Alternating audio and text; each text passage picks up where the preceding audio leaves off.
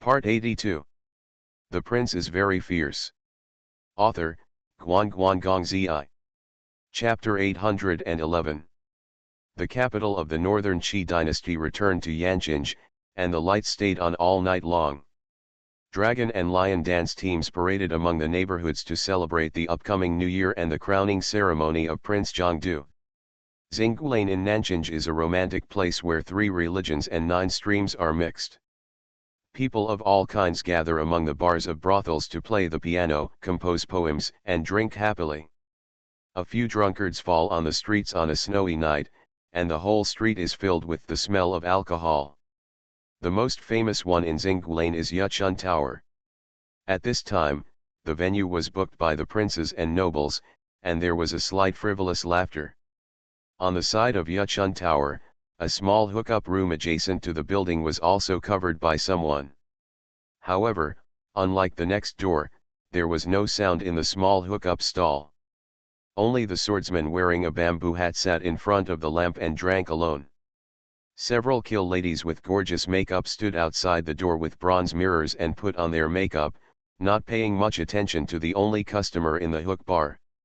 After all, this weird swordsman is not here for the first time.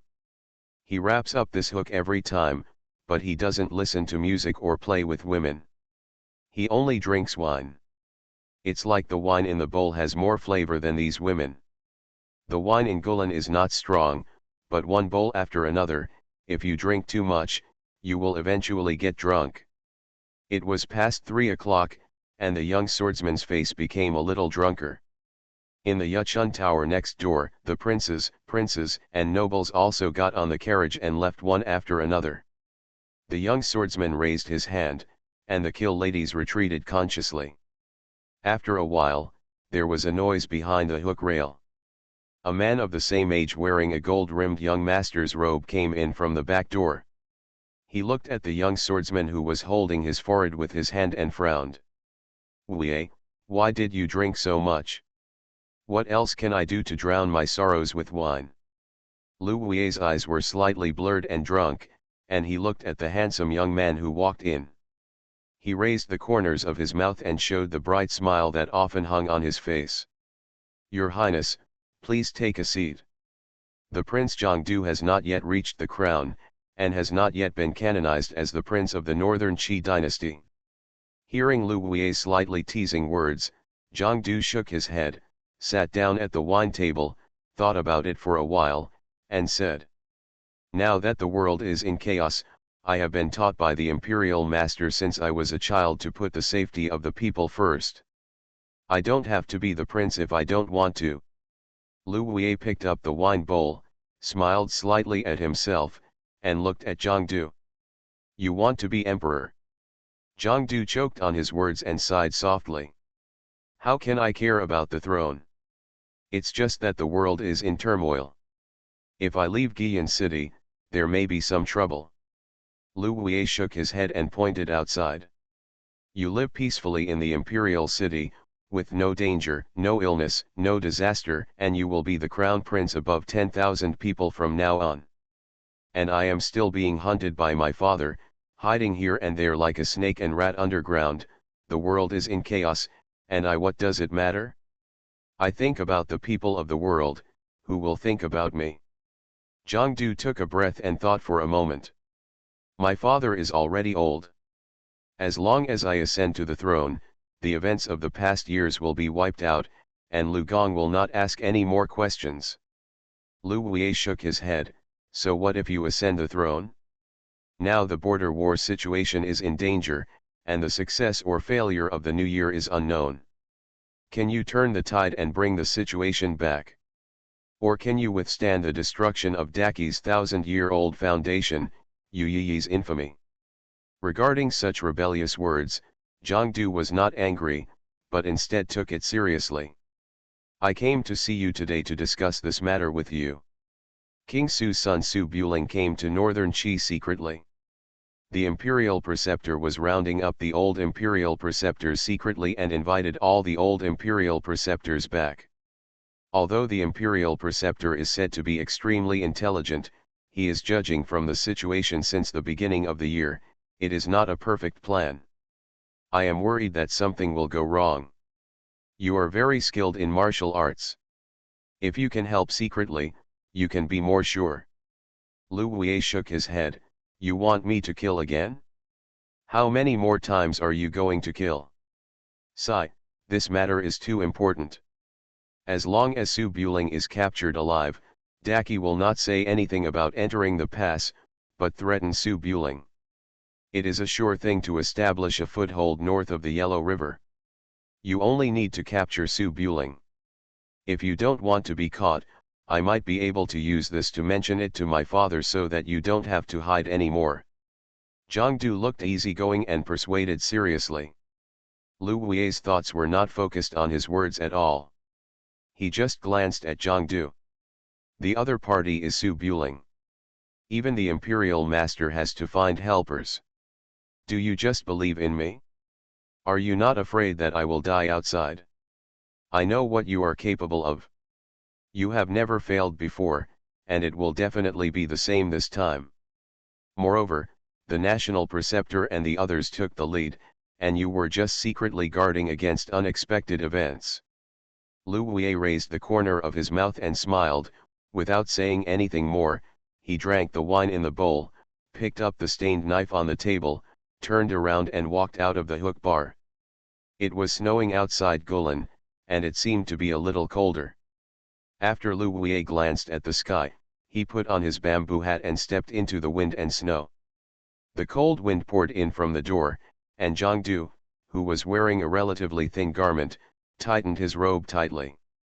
He watched Lu Wei leave, hesitated a little, and finally didn't say a word.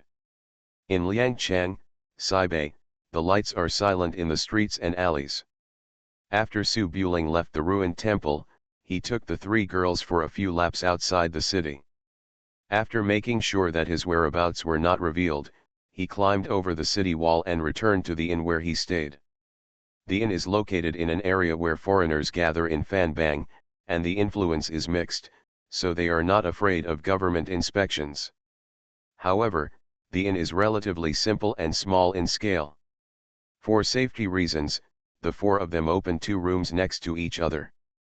Su Buling obviously couldn't sleep in the same room as Chen Xining. With two girls in front of him, he was too embarrassed to sleep with Xiaoan directly. Man Zi didn't even dare to get under his bed. As a result, he was left alone in the empty room with him. He was in a daze with Yi Yi, who hated the little green snake. The room was very quiet. All the noises could be heard clearly from the next room, which was only separated by a wall. Sister Hongluan and Princess Su are sworn sisters, and are Su Buling's aunts. Sister Xiang'er is the former queen mother, and is Su Buling's great aunt. You call Sister Xiang'er the queen mother, which means you are Sister Xiang'er's daughter-in-law, and Su Buling calls you aunt. I call you auntie, so Su Buling and I are still cousins. The speaker was Chen Xining, with a very tangled tone, carefully sorting out the relationship. Yes, you are my niece. If you have any problems in the future, just say hello to me. If you can't solve it, I will help you solve it. If I can't solve it, my mother will help you solve it. Oh, no, Sister Xiang'er is Su Buling's wife, and Sister Hongluan is also Su Buling's wife. You. Kui Zioan answered as casually as ever. I will be too in the future. Isn't this a mess? Should I call Su Buling uncle, or cousin? Zhu Manzi also slept in the next room. Bai, at this time, laughed and tried to smooth things over. Alas, there is no blood relationship. The imperial family is so messy. Just talk about it separately. Just like Sister Kui, should you call Sister Xiang'er the Queen Mother or the Queen Mother? In front of Mr. Su, she is still Mr. Su's aunt. Don't you feel awkward? If the Queen Mother is not awkward, I am not awkward, and you don't have to be awkward either. What does it have to do with me? The three girls had a hard time discussing for half a night because of the issue of identity and seniority. Su Buling stroked Yi Yi's head and listened. He could clearly feel Chen Xining's emotions of hesitating to speak, stopping and wanting to speak, my God, and having no conscience, etc. To be honest, he felt a little embarrassed. He felt like a scum who corrupted the moral principles. However, Su Buling couldn't explain this matter. The seniority of the imperial family was a mess. The more he explained, the more chaotic it would be. It was better to pretend that he didn't hear it. The whispers next door lasted for an unknown amount of time. Seeing that it was getting late, Xiao Wan could no longer hold on, and the conversation stopped.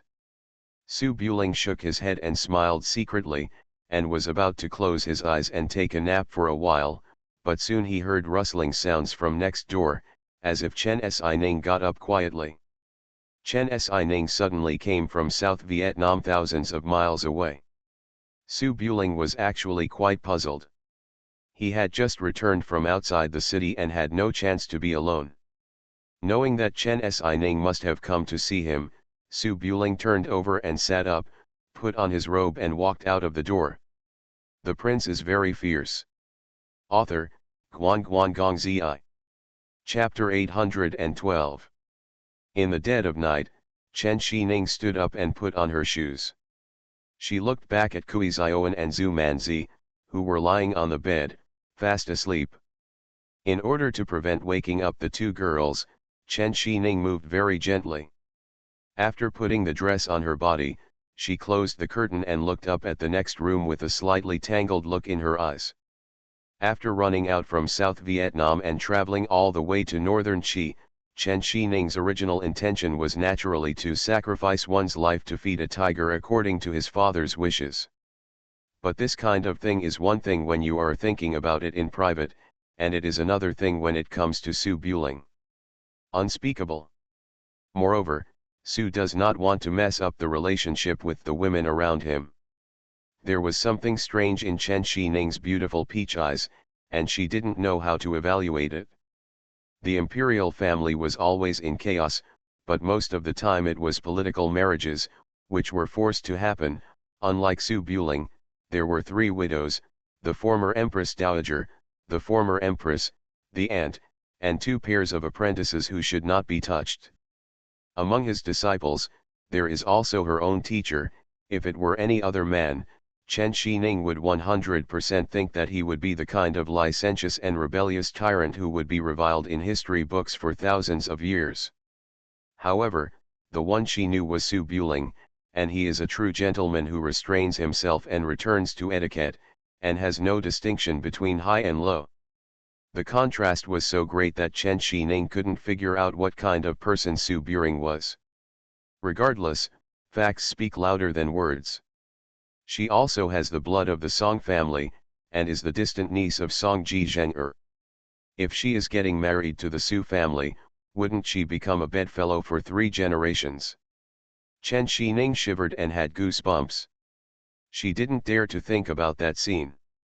She stood in the room and hesitated for a moment, then walked towards the curtain and prepared to continue sleeping. But at this moment, the sound of opening the door came from the next room. Squeak. He's not asleep yet? Chen Si stared at the door and hesitated for a moment. He was already up anyway, so he thought about it and opened the door and came to the corridor. The inn was not big, and it was already closed as it got too late. There was only one waiter left in the lobby, sitting behind the counter and warming up the brazier. Su Buling had a little sparrow standing on his shoulder and was going down the stairs. When he saw Chen Xining coming out, he said, "Miss Chen, are you still awake?"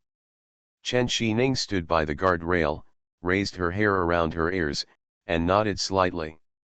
"I heard some noise and came out to take a look." "Well, Mr. Su isn't asleep either."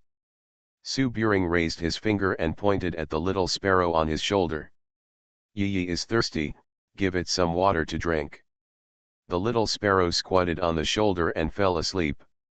He heard the chirping and retorted a few words, which should be "Who is thirsty?" It's obvious that you couldn't sleep for a long night, and the bully bird can't speak, right? Chen Xining couldn't understand what Yi meant, so she said oh and looked around. I, um. Su Buling knew that Chen Shining was here to see him, so he did not let the girl embarrass himself and continued walking downstairs. I haven't slept anyway. If I hadn't had 2 drinks, I haven't seen you for a long time. I didn't even have time to say goodbye to Miss Chen last time. Oh, okay. Chen Shining no longer had to make excuses now, and followed the situation down the stairs to the lobby of the inn. Su Buling sat down at the wine table, asked the waiter to get a pot of wine, filled a small bowl with some water, and held the little sparrow to the water bowl. The little sparrow wasn't thirsty at all, but couldn't bear Su Buling's attentiveness and reluctantly took a few bites. Chen Shining liked the little sparrow very much. After looking at it for a few times, she said, "Let me feed it." Su Buling handed the little sparrow to Chen Shining, then picked up the wine pot, poured 2 bowls of wine, and asked, "How is your father's health?" Chen Shining lowered his head to comb the little sparrow's hair, nodded and said, "With the prescription left by Sister Zhongli, I am now much better with the medicine. I have to thank Mr. Su for risking his own life to find the antidote. If not, I would still be kept in the dark. Just go with the flow." Su Buling picked up the wine bowl, took a sip, and thought about it. "Miss Chen, you have come all the way from South Vietnam to chase me here. Is there something important? If Ah Ching is just greedy, just wait on the boat. I will be back at the beginning of the new year. There is no need to come to Baiki." Chen Shining naturally has something important to do, but she doesn't dare to speak about the marriage now. Chen Shining also picked up the wine bowl and touched it lightly with Su Buling. "Well, I have been in South Vietnam since I was a child and have never left. I just want to come out and gain experience. By the way, I do have something I want to discuss with the young master." Su Buling nodded, "We are in a life or death relationship, but it doesn't matter."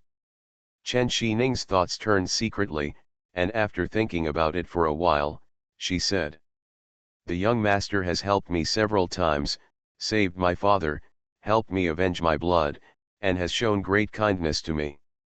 Even if I risk life and death for the young master, I will not frown. In turn, I have also helped the young master. If I had even in times of danger, young master will help you, just like he did at Yulong Ridge." Su Buling nodded and did not deny it. Chen Shining sat closer and said seriously, "However, these are private friendships. If you and I are just people in the world, and righteousness is our top priority, we will naturally not do anything ungrateful. But the national righteousness is greater than the small personal righteousness, and the shoulders of the young master carrying the people of the world, sometimes we have to sacrifice small righteousness for great righteousness." Chen Shining said a few words and felt that it was a bit convoluted, so she turned to the story she heard on the road. "When I came over, I heard an old man say, here in northern Qi, there used to be Tuoba royal court, which was a vassal of northern Qi and occupied the most fertile grassland in the east. Northern Qi needed a large number of war horses, so they attacked Tuoba royal court. Soldiers. Tuoba Ling, the princess of Tuoba Palace, went to the capital of northern Qi to seek peace and married the son of a prince. The prince's son promised not to attack Tuoba Palace, but the situation changed later and northern Qi wanted to return. The country cannot live without high-quality horse farms.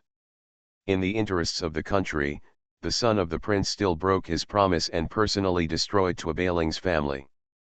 When Su Buling heard this, he understood what Chen Shining meant. Chen Shining was afraid that after he unified the world, if necessary, he would completely eradicate the unstable factor of the Chen family in South Vietnam.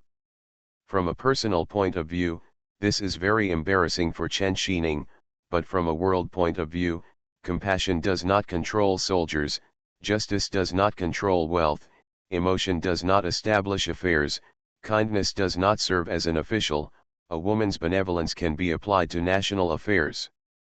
Above, the disaster will last for hundreds of years. Regarding Chen Xining's question, Su Buling was silent for a while and told the second half of the story. You only heard half of this story? Chen Xining was stunned. Do you know about this? Su Buling, who was guarding the northern Qi dynasty, really knew something about this matter. He nodded. That prince's son is called Zhou Kaiming, the last national preceptor of the northern Qi dynasty. Tua Buling is Zhou Qingkai's biological mother. After the two got married, the northern Qi monarch also gave a golden sword to Tuaba royal court, giving Tuaba royal court jurisdiction Ling Jinghai along the sea, in order to dispel the worries and alertness of Tuaba royal court. But if they are not of my race, their minds must be different. Relying on this relationship, Tuaba royal court expanded its territory crazily for more than 10 years. It even extended its tentacles to Yuzhou, contacted the Liaxi Protectorate, and secretly started a smuggling business, providing war horses to the Liaxi army in exchange for copper and iron armor. Do you know what this means?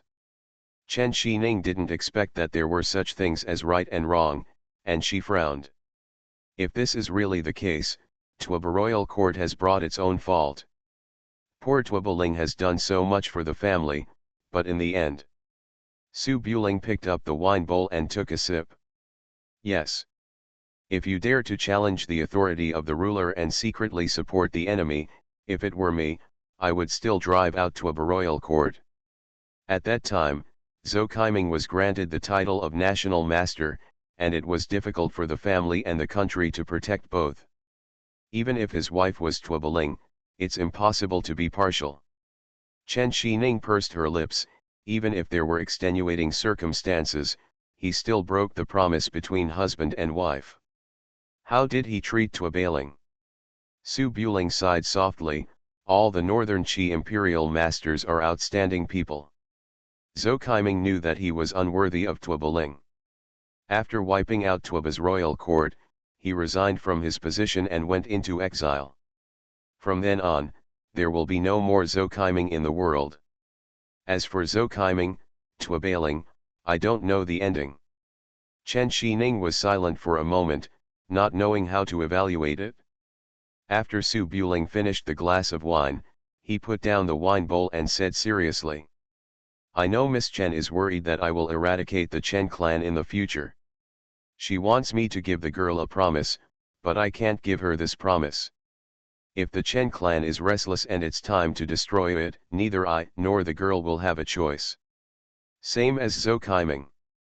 This choice is in the hands of the Chen family. It is more useful for you to persuade your father than to persuade me.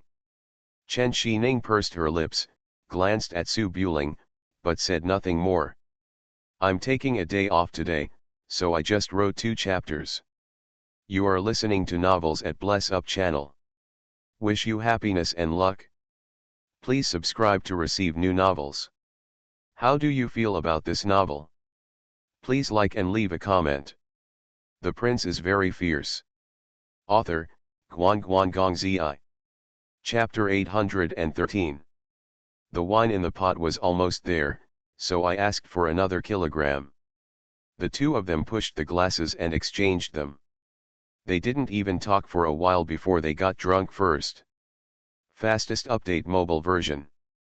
Chen Xining didn't know why she got drunk. She had a good drinking capacity and the wine wasn't strong, but she started to feel top-heavy and drunk on a few bowls of rice wine that wasn't very good. Maybe it's because people are upset, and upset people are more likely to get drunk. The purpose of traveling all the way to Baiki was to test Su Buling's tone and see if Su Buling would agree to a marriage between the Chen family and the Su family.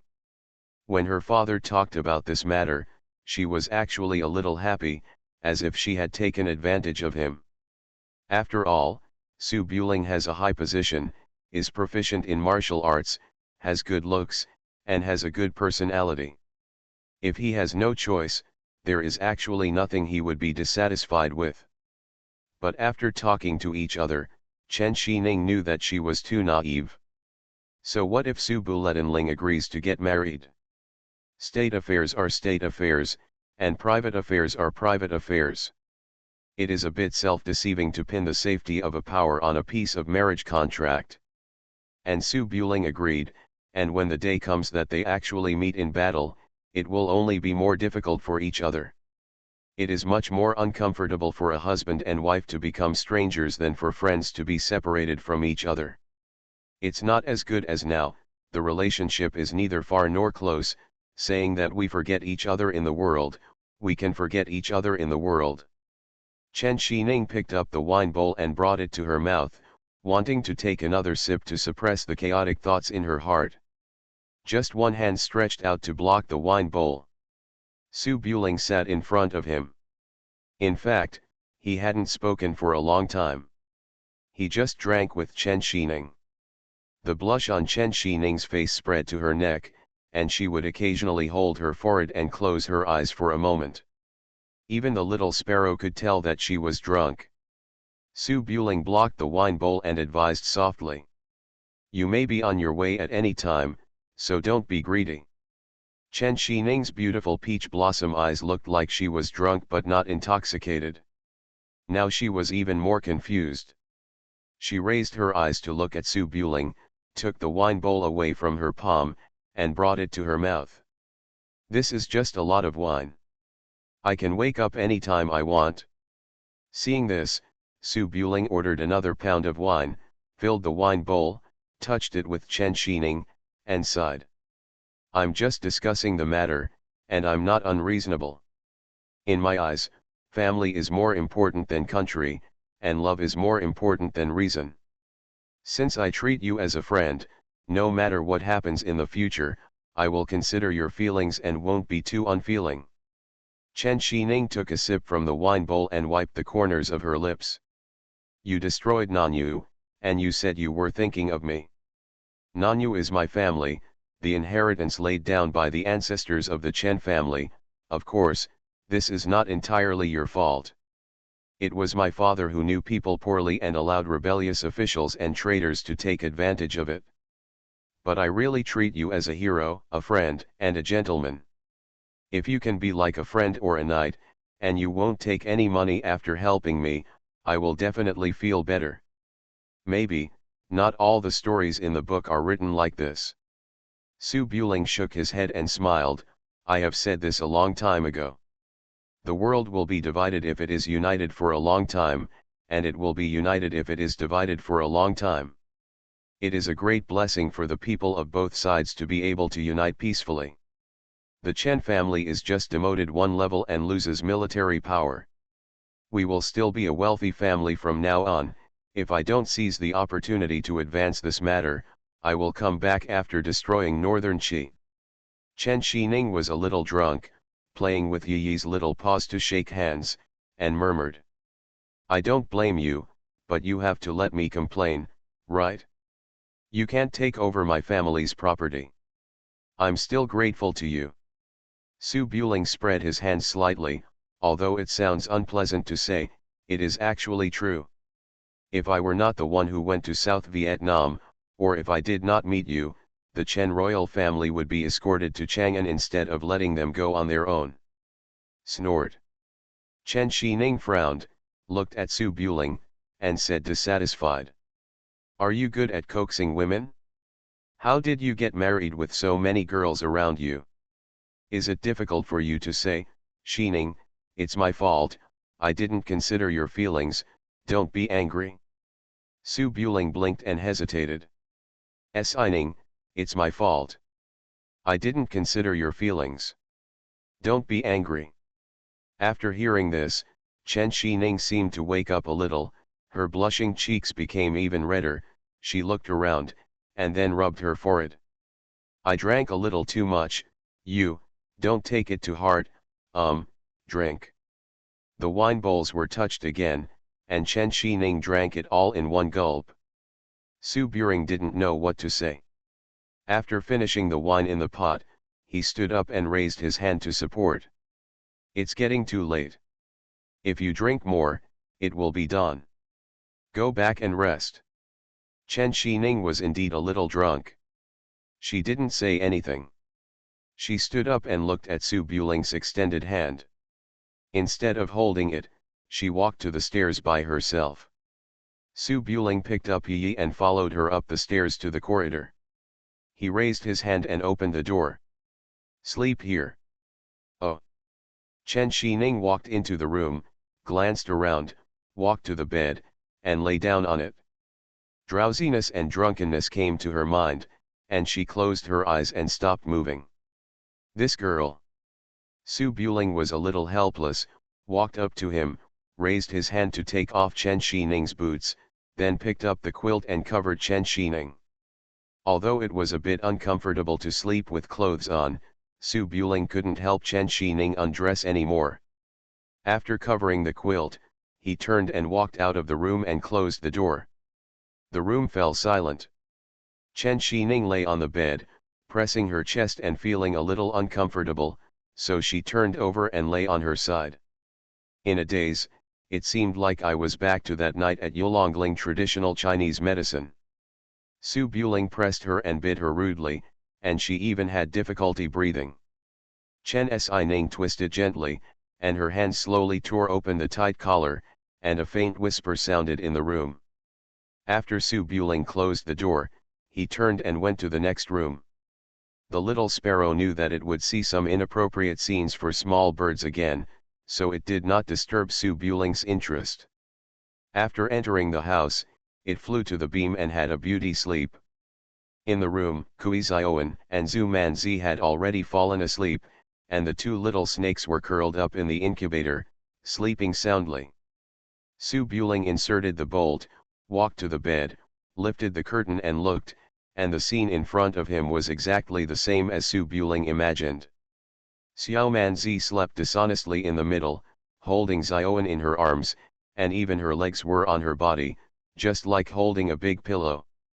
Zioan is a loner who likes to live alone. Even though she is very familiar with Manzi, she can't stand such a clingy scene and has woken up. Seeing Su Buling coming in, Kui Zioan signaled the big white ball on her arm with her eyes and whispered. Manzi almost strangled me to death, where is Xining? Miss Chen is drunk and fell asleep next door. Su Buling curled his lips, took off his robe, lay down on the bed, moved behind Manzi, removed the arm that was hugging Zioan, and turned to face him. Zhu Manzi always had a good sleep quality, but it was impossible for her not to react when she was hugged and turned around. She pushed him with her hand in a daze, complaining. Old Chen, what are you doing, eh? Maybe the touch was not right. Zhu Manzi woke up with a start, her face suddenly turned red before she opened her eyes, she put her hands in front of her chest and continued to pretend to sleep. Who? Su Buling was a little amused, and did not wake up Manzi who was pretending to sleep. He hugged Manzi, who was already plump, in his arms, held Zioan's hand, and closed his eyes contentedly. After a long time. Mr. Su, what is old Chen doing? His voice is so strange. He must be drunk. Just like when my mother touched me randomly, she is thinking about men. A night of silence. The prince is very fierce. Author, Guan Gong Zi. Chapter 814. Tanghulu. Xiaobing. The morning light was just beginning to appear, and the noisy shouts on the street came into the room of the small inn. The headache after the hangover came into her mind, and Chen Xining frowned. She wanted to call the nanny who had taken care of her since she was a child, but when she thought of her current situation, her mind became a little clearer.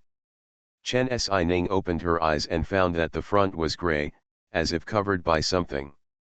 She raised her sore arm, picked up the thin cloth on her face, squinted and looked at it.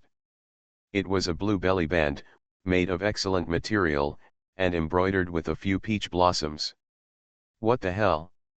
Chen Xining widened her eyes, turned her head, and threw the belly band in her hand aside as if she had been electrocuted. She felt ashamed and annoyed. Before she had time to think about who the belly band belonged to, she found something wrong. The bed was wrinkled, most of the bedding fell to the ground, and a lot of personal protective equipment such as clothes, belts, wrist guards, soft armor, etc. were thrown all over the bed, as if she had been abused. Chen Xining was puzzled, and looked down to see the middle door was wide open, and two balls. Ah!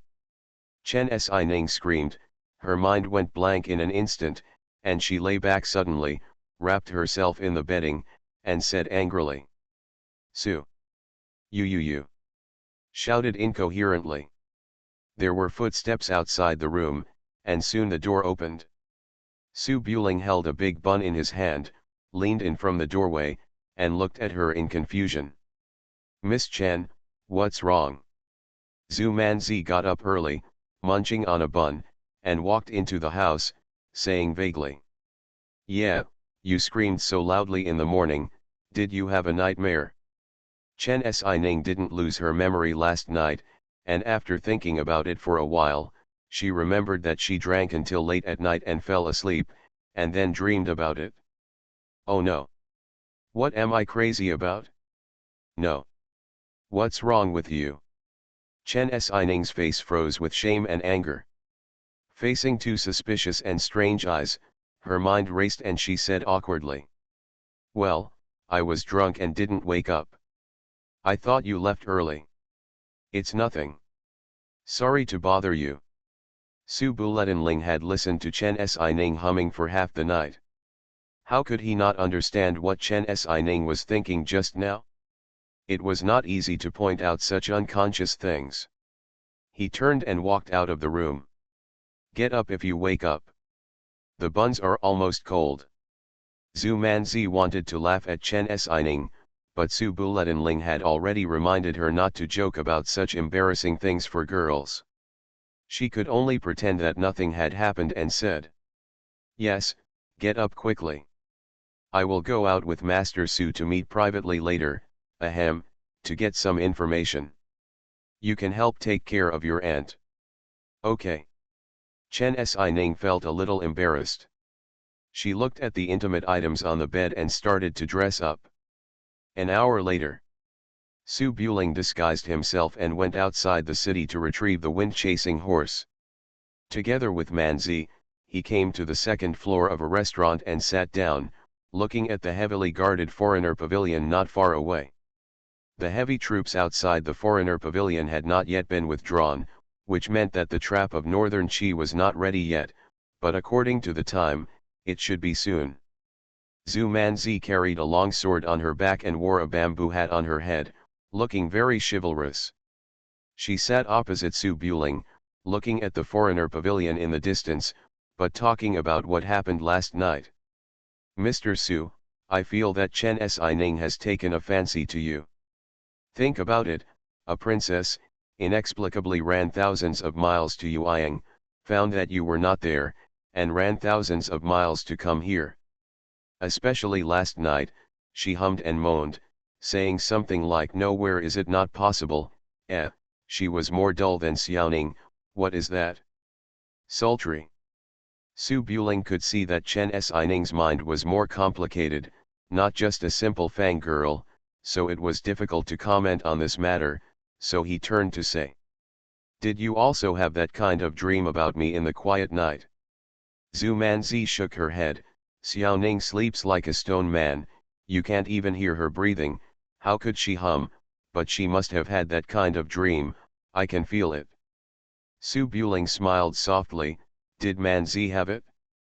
Zhu Manzi blinked her big eyes, her face turned red, and she said shyly.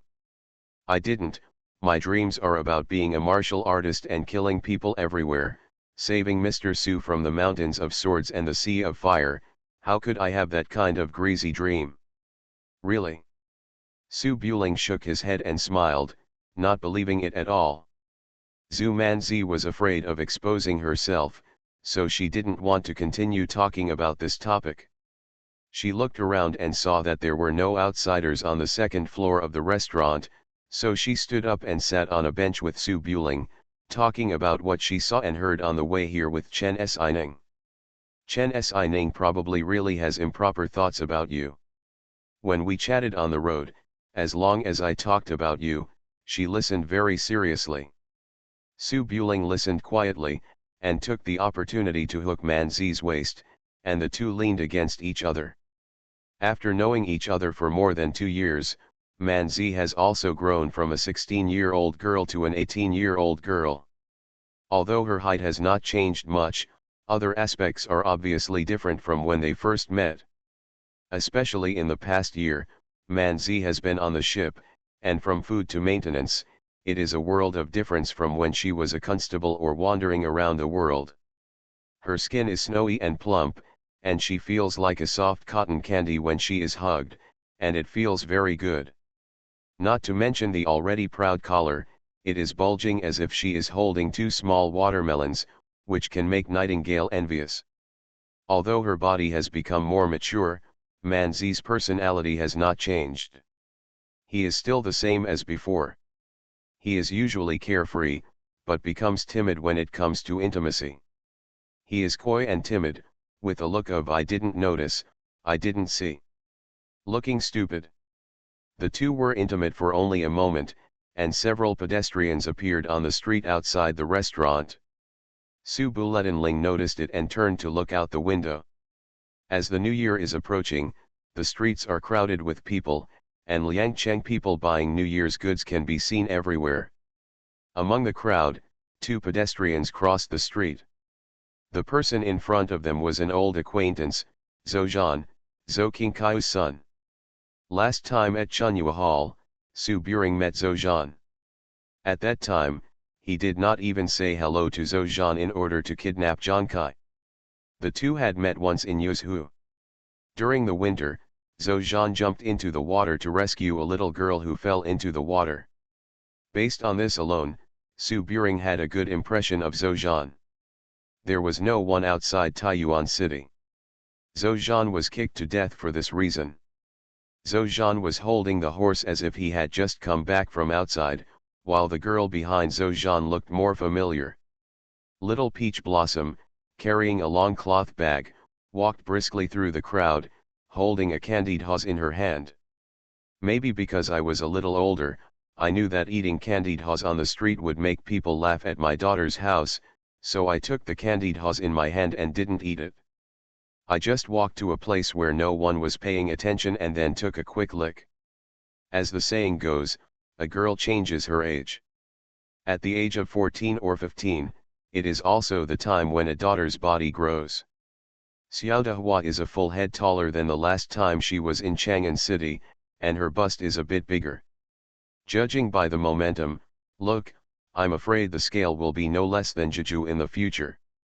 Perhaps because he felt that Xiao Dehua was not active in rushing, Zhou Zhan turned around and urged. Left, walk faster. Master is waiting. We have to rush to the capital to attend the banquet. If we are late, we will both be punished together. Left. Su Buling was slightly stunned when he heard this strange name. Zhu Manzi was talking when he saw that Su Buling was looking at something wrong. He turned around and saw the little peach blossoms on the street, with a look of surprise in his eyes. Mr. Su, I have met this girl before. She is an accurate fortune teller in Kaiyufeng town. Yes. Su Buling smiled softly, watched Xiao Dehua walk through the street, stood up and said. Let's go, we have to do something. Zhu Manzi originally wanted to go down and say hello, but found that Su Buling's expression was not right. After thinking about it, he decided to forget it and left the inn together. In the foreign barbarian hall, Zhou Qingkaiu, who had just arrived, was standing in the lobby. On the ground in the lobby, there was a body covered with white cloth. Northern Chi Sword Immortal Yan returned to the forest, squatting on the ground to check the body, with a bit of seriousness in his eyes. In recent days, we have been searching for Su Buling's whereabouts. Unfortunately, Su Buling's whereabouts were secret and could not be found. Last night, Shi Qian took people to explore a suspicious place outside the city. All 31 people were exposed. Death, Shigan was poisoned by snake poison. Judging from the weapon used, it was a Kimen weapon, and it was not like what Su Buling did. If he didn't happen to meet other bandits, it would be Su Buling. Ling and his helpers are still hiding around Liang Cheng. Zhou Qingkai looked at the unharmed body and said calmly. Being able to be surrounded by stone trunks, his martial arts skills are not that high. He may just be a follower. Su Buring has not taken action for so long. He must be wary of the heavy troops outside.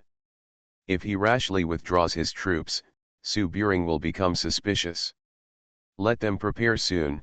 We will set off for Guiyan City tomorrow morning, escort the soldiers and horses to the border of Liangcheng, and then withdraw, waiting for Su Buling to come. Yan Huilin nodded, covered Shigan's face with a white cloth, stood up and went out. After a while, Zhou Zhan and Zhou Zhou arrived in the lobby one after another. Zhou Zhan walked in front, looking a little nervous. After all, he had killed the Prince Zhang Kai again a few days ago. The one on the left smiled happily and ran up to him and saluted. Master.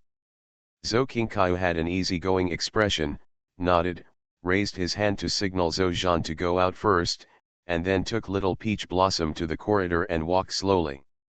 Little Dehua followed and asked curiously.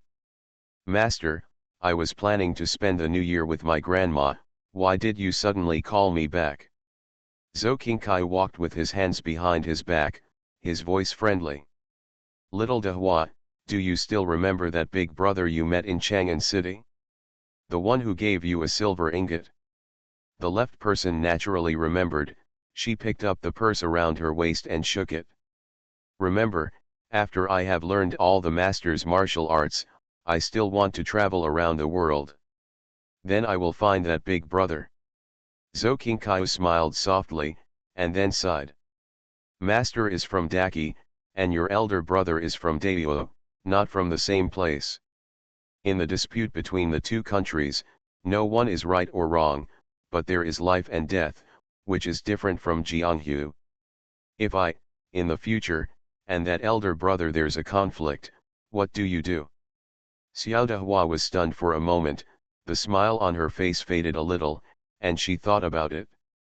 Well, Qiyu and Qiyu have the same ancestors. They fight with each other to attack and defend each other. The countries are not at odds with each other, but there is no hatred between the soldiers and the soldiers. They just fight for the country without risking their lives. These are what Master taught me. So, if Master and Big Brother fight for their respective countries, no matter who lives or dies, I shouldn't hate anyone. Zhou Qingkai's eyes showed a bit of relief, having hatred of the country but no hatred of the family. This is what a person who achieves great things should be like, but I am much more understanding than your two senior brothers. Xiao Dehua pursed her lips, and her expression became a little lower. That's what I said, but my eldest brother is a good person, and my master is also a good person. I still don't want to see you guys fighting. Zhou Qingkai shook his head slightly. Who wants to fight and kill when they can live peacefully? But if you are in a position, you should do your job, whether it is master or your elder brother. Since you are in a position, you must be responsible for the people behind you. It is not that if one party puts down the knife, the world will be peaceful. Xiao Dehua seemed to understand, and hummed lightly, but did not respond. Zhou Qingkai called Xiao Dehua back, in fact, just to say this, so that Xiao Dehua would not have a knot in the future. At this time, after finishing the words, he raised his hand. Go back to Yancheng with your senior brother to play for a few days. Master has to be busy with official business, and come back after the new year. Oh, okay. Xiao Dehua nodded, turned around and trotted away. The prince is very fierce. Author, Guan Guan Gong Zi. Chapter 815. After breakfast, Chen Xining came to the room, opened the incubator, and fed two little snakes that could not hibernate. Chen Xining was a little distracted with the hangover from last night. She didn't even pay attention to the little sparrow holding a pebble in her hand and stuffing it into Ah Qing's mouth, causing Ah Qing to hide away in horror. Kui Zioan was still relatively weak, but lying down for a long time was not good for her health. In order to recover early and not worry Su Buling, she stood up and walked around the room to stretch her hands and feet. Seeing Chen Xining's appearance, Kui Zioan sat down in front of him and said strangely, "Xining, what are you doing?" Chen Xining was stunned, looked down, and found that the rations in her hand had turned into pebbles.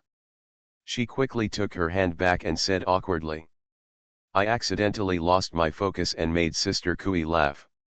Kui Zioan brought the troublesome little sparrow over, rubbed its furry head, and said seriously, "If you want to call me aunt, you must not mess with the seniority." Aunt. After Chen Xining found out about the relationship between Kui Zioan and Su Buling, she couldn't help but scream, but she was an elder, so she couldn't be too presumptuous, so she could only change her words. "Okay, aunt. Yeah, be good." Chen Xining pursed her lips and was speechless. Kui Zioan has a clear mind and no distracting thoughts, which makes her seem innocent, but in fact she understands everything deep down. She glanced at Chen Xining and asked seriously like an elder, "Xining, do you like Su Buling?" Chen Xining's expression froze, and she raised her hair hanging down by her ears, looking slightly embarrassed. "Auntie, what are you talking about? Su Buling and I are friends in the world. You also know what happened in South Vietnam. He and I, well, we can't even say we like each other." Kui Zioan petted the little sparrow and shook her head. "I thought the same way before. I came out just to chat with interested friends, but later I discovered that when I took the first step out of Peach Blossom Valley, I was destined not to go back again. Laojia understood it at the time, but I was the bureau the middleman can't see through." The little sparrow chirped twice, apparently saying, "Look, what do you mean by someone coming here?" Chen Xining just met Kui Zioan yesterday, and she didn't understand Kui Zioan's speaking style. She seemed to understand the words, and thought Kui Zioan was talking about her past. She hesitated, not knowing how to answer, so she just nodded and smiled. Kui Zioan saw that Chen Xining didn't understand, so she stopped helping Su Buling abduct her daughter-in-law, and just sat next to her and played with the sparrow. Chen Xining was originally very talkative, but facing Kui Zioan, who was older than her, it felt wrong to talk about any topic. In addition, because of the drunken incident last night, she felt quite embarrassed, and the two of them fell silent for a while. After waiting for an hour in the inn, at noon, Su Buling and Zhu Manzi came back from outside. After finding out that Zhou Qingkai had come to Liangcheng, Su Buling knew that the trap was almost ready. After returning to the inn, he started to pack his bags. Chen Xining packed up the little snake and went to the next room. When she saw Su Buling sitting on a stool and putting on soft armor, she walked over and helped tie the rope on the side of the soft armor. Seeing this, Su Buling opened his arms, asked Chen Xining to help, and asked with a smile, "Miss Chen, after drinking so much wine last night, does your headache feel better?" "It's been fine for a long time." Chen Xining fastened her soft armor tightly, raised her eyes and glanced at Su Buling, hesitated slightly, and asked casually, "Mr. Su, did you hear anything strange last night?" Su Buling knew what Chen Xining was worried about, shook his head and said with a smile, "Nothing happened. It's just that the quilt was too thick. You were a little hot while sleeping with your clothes on, so you threw your clothes around. It's nothing else." Chen Xining secretly breathed a sigh of relief and asked again, I didn't say anything yesterday, right? Need to ask?" "No, no, no, no, no, no, no, no, no, no, no, no." Su Buling blinked, pretending not to know anything, and asked doubtfully, "Say what?" Seeing that Su Buling's expression didn't look fake, Chen Xining finally breathed a sigh of relief and smiled. "It's nothing, I'm just afraid that talking in sleep and making noise will disturb you. By the way, what are Mr. Su going to do next?" After Su Buling put on the protective gear, he put on his outer robe. "You're going to do something big. Don't you want to meet the masters in the world? I'll take you to see them all." Chen Xining was a little puzzled, but Su Buling didn't explain. After packing their things, the four people left the inn and left Liangcheng in a small carriage. The next day, a sudden blizzard swept across the Mobei wilderness. Between the vast sky and the earth, 2 battalions of Liangcheng soldiers and horses guarded the envoy's convoy heading towards Mazao Ridge. Mazao Ridge is located on the border of Liangcheng County, and is also the border of the jurisdiction of Prince Yu. After Mazao Ridge, you will reach the grassland, which is under the jurisdiction of the Northern Qi dynasty. The envoy from Dongyu came over to meet with the Northern Qi monarch. According to precedent, he was just passing through Liangcheng. Prince Yu was not responsible for contact and negotiation. It was only because he met an assassin in Liangcheng that he sent troops to escort him along the way. This escort will naturally be sent to Mazao Ridge at most, and then the imperial court will come over to take over and welcome the envoy team back to Yancheng. In order to make everything look reasonable, Su Buling took the bait and came to step on the thunder. Zhou Qingkai arranged everything in an orderly manner and even chose the weather well. There was a sudden blizzard, and the weather on the grassland was so bad that it was difficult to move. The team that came to greet them would inevitably be late, and the escort team would leave when they reached their destination. During this period, the envoy team's protection was at its weakest. In order to successfully seduce Su Buling, even the bait was placed at the front of the envoy team. In the 12th lunar month of winter, heavy snow falls. Han Xianchu, who came to the Northern Qi dynasty as an envoy, was wrapped in a thick fox fur and rode slowly forward on his horse. Although his nose was almost frozen due to the cold, he still pretended to be gazing at the wind and snow, reciting poems and composing poems. Han Xianchu was a counselor under King Wusong Siming, and he had met Su Buling. As long as Su Buling's purpose in coming to Northern Qi was to sabotage the peace talks, it was impossible not to find an opportunity to take action after seeing Han Xianchu. Next to Han Xianchu was Sui Jinshan, one of the 9 ministers of the Northern Qi dynasty. He was also wrapped in a fox fur and shivering from the cold. Sui Jinshan's face was still calm, and he was chatting with Han Xianchu. Han Xianchu knew why he was riding outside in the snow. At this time, he tried not to look around with his eyes and asked in a low voice, "Is the news from Mr. Sui serious? This ice and snow is a target. It really attracts the wolf. As long as I can catch it, I will give up the 110 kilograms of meat. But if there is no such thing, I will be frozen from here. I'm afraid my body won't be able to bear it when I return to Yancheng." Sui Jinshan was confident and pointed at the carriage behind him. "Don't worry, Mr. Han. As long as the wolf dares to come, it can't escape even if it has wings. It won't hurt Mr. Han in the slightest."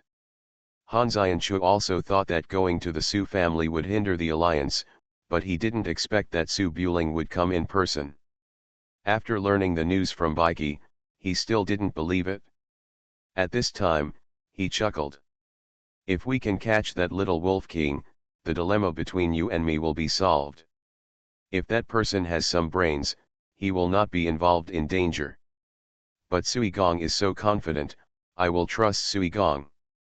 In fact, as long as he dares to come, the guards I brought are enough to catch the wolf without the help of those in the carriage." Sui Jinshan knew what kind of terrifying beings Han Xianchu had brought with him this time, so he did not question these words. He just smiled at each other and walked side by side into the boundless wind and snow outside the Great Wall. 2 days later, it's New Year's Eve. Su Buling took advantage of the darkness and climbed to a high ground near Mazao Ridge. He took out his binoculars and looked at the activities in the town. The small town under Mazao Ridge was almost buried in the heavy snow. Red lanterns were hung on the streets, and some children set off fireworks in front of the door, giving the small town outside the Great Wall a bit more of a New Year atmosphere. Outside the inn in the center of the town, several carriages were parked outside. The escorting soldiers and horses had turned back, leaving only their entourage to guard them. Because it is the only place to go to Guiyan City, even on the eve of the new year, there are some passers-by in the town, but the number is much smaller than usual. After looking at it for a moment, Su Buling put down the telescope and turned around and said, "You guys wait here, I'll go over there to do some errands. If something goes wrong, ride away immediately. I'll catch up later." On the snowy slope, the wind-chasing horse was tied up in a shelter. A small sparrow and two small snakes were watching nearby. The three girls lay side by side on the ground, covered with white quilts as camouflage. Zhu Manzi followed the convoy all the way, and could see that this team was not simple, and his eyes were a little nervous. "Mr. Su, be careful. Why don't you bring Xining with you? She is very powerful." Chen Xining also meant the same thing. She was very good at martial arts and cooperated with Su Buling. She was not afraid of any master in the world. Even if she couldn't help, she couldn't escape. Seeing that Su refused to go alone, she said, "I'll go with you. There's a helper here, so you always have to be safe." Su Buling shook his head, "Just protect Zioan Manzi. I can solve it myself. No matter what happens, don't make your own decisions and come to help." Kui Zioan was lying between the two of them. She was very confident in Su Buling and waved her hand. "Screw you, leave early and come back early, New Year's Eve will be tomorrow, and you still have to find a place to cook New Year's Eve dinner." "Good." Su Buling curled his lips, and without further delay, he led the black wind-chasing horse over and walked slowly down the snow slope. You are listening to Novels at Bless Up channel. Wish you happiness and luck. Please subscribe to receive new novels. How do you feel about this novel? Please like and leave a comment. The Prince is Very Fierce. Author, Guan Guan Gong Zi. Chapter 816. On a snowy night, the north wind blows. The dim yellow lanterns on the old street swayed under the eaves, and the wine flags were torn by the wind and snow, making a soft plop sound. 3 or 2 guards were sitting at the door of the inn, with a brazier at their feet, chatting with their companions about the terrible weather in Sibei. The family next to the inn seemed to have just passed away. They had set up a morning hall, and the faint sound of chanting sutras for salvation could be heard in the lobby of the inn. In the empty hall of the inn, there are 4 wine tables, 3 are empty and 1 is occupied. On them are 3 plates of side dishes and 2 pots of old wine. Han Xianchu was wearing a scholar's robe and sitting at the top. After a few glasses of wine, his face was already a little rosy. When he saw the middle-aged swordsman next to him, he was so excited that he even played a song that had been sung for a long time in the Central Plains. Broken Array. I read the sword while I was drunk, I dreamed of blowing the trumpet in the company camp, my subordinates were burned 800 miles away, the sound of 50 strings beating outside the Great Wall, and the autumn soldiers were ordered on the battlefield. The northern Qi sword immortal Yan returned to the forest and sat next to him, polishing his sword Qishuang. Sui Jinshan hit his knees with his hands, beat the beat and echoed the sound, and occasionally took a swig. The so-called scholarly style was nothing more than that. The upper palace is singing, but the lower palace has not yet risen. Han Xianchu picked up the wine glass and moistened his throat. Just as he was about to speak, Yan Huilan's ears next to him moved slightly and raised his hand. Tread. Tread. Tread. The crisp horseshoes moved from far to near. On the street outside the inn, a tall horse appeared slowly. The horse was dark and its hooves were like snow, just blending in with the black sky and white earth. Immediately there was a man in black robe wearing a bamboo hat, swords intertwined at his waist, and a long spear wrapped in black cloth on his shoulder. There was only 1 person and 1 horse, but the momentum seemed to block the entire street, so that the drinkers and kill ladies on both sides of the street did not dare to look directly. The corners of Han Xianchu's eyes twitched obviously, not because of fear, but because of excitement, the excitement of a hunter when he sees his prey. The horse is moving so fast, the bow is like a thunderbolt and the string is startling. In the inn, the sound of singing along with wine sounded again, as if they didn't notice the horse walking on the street. The horse stopped outside the inn, and the man in black robe dismounted, carried his long spear, came to the door of the inn, and glanced inside. The bamboo hat covered half of the man's face, and only his clear-cut chin could be seen. He was neither happy nor angry, and showed no expression at all. The waiter at the inn came up to greet him with a towel on his back. "Sir, do you want to be a top-notch person or stay in a hotel? Warm jug of wine." The voice was calm and normal, as if after traveling all over the world, he just found a place to rest. Han Xianchu sang the lyrics loudly and turned a blind eye to the Jianghu guest who came to sit down at the side wine table. Yan Huilin wiped his sword and looked at the unsuspecting silhouette with a little doubt in his eyes. He glanced at Han Xianchu and after confirming that the person coming was Su Buling, he frowned. Finish the king's worldly affairs and win fame both before and after his death. Misfortune happened in vain. After singing one word, the empty hall became quiet, except for the occasional explosion of the charcoal fire in the basin. Han Xianchu was sure of victory. He turned around with the wine glass in hand, looked at the Jianghu guest sitting diagonally across the corner, and said loudly, "Master, what do you think of this poem?" Su Buring sat at the wine table, 20 steps away from each other. He took off the bamboo hat on his head, placed it on the wine table, picked up the wine bottle he had just taken out of the hot water, and poured himself a bowl of rice wine. "The lyrics are okay, but the singing is not." Han Xianchu and Su Buling met at the birthday banquet of King Wu, but neither party revealed it.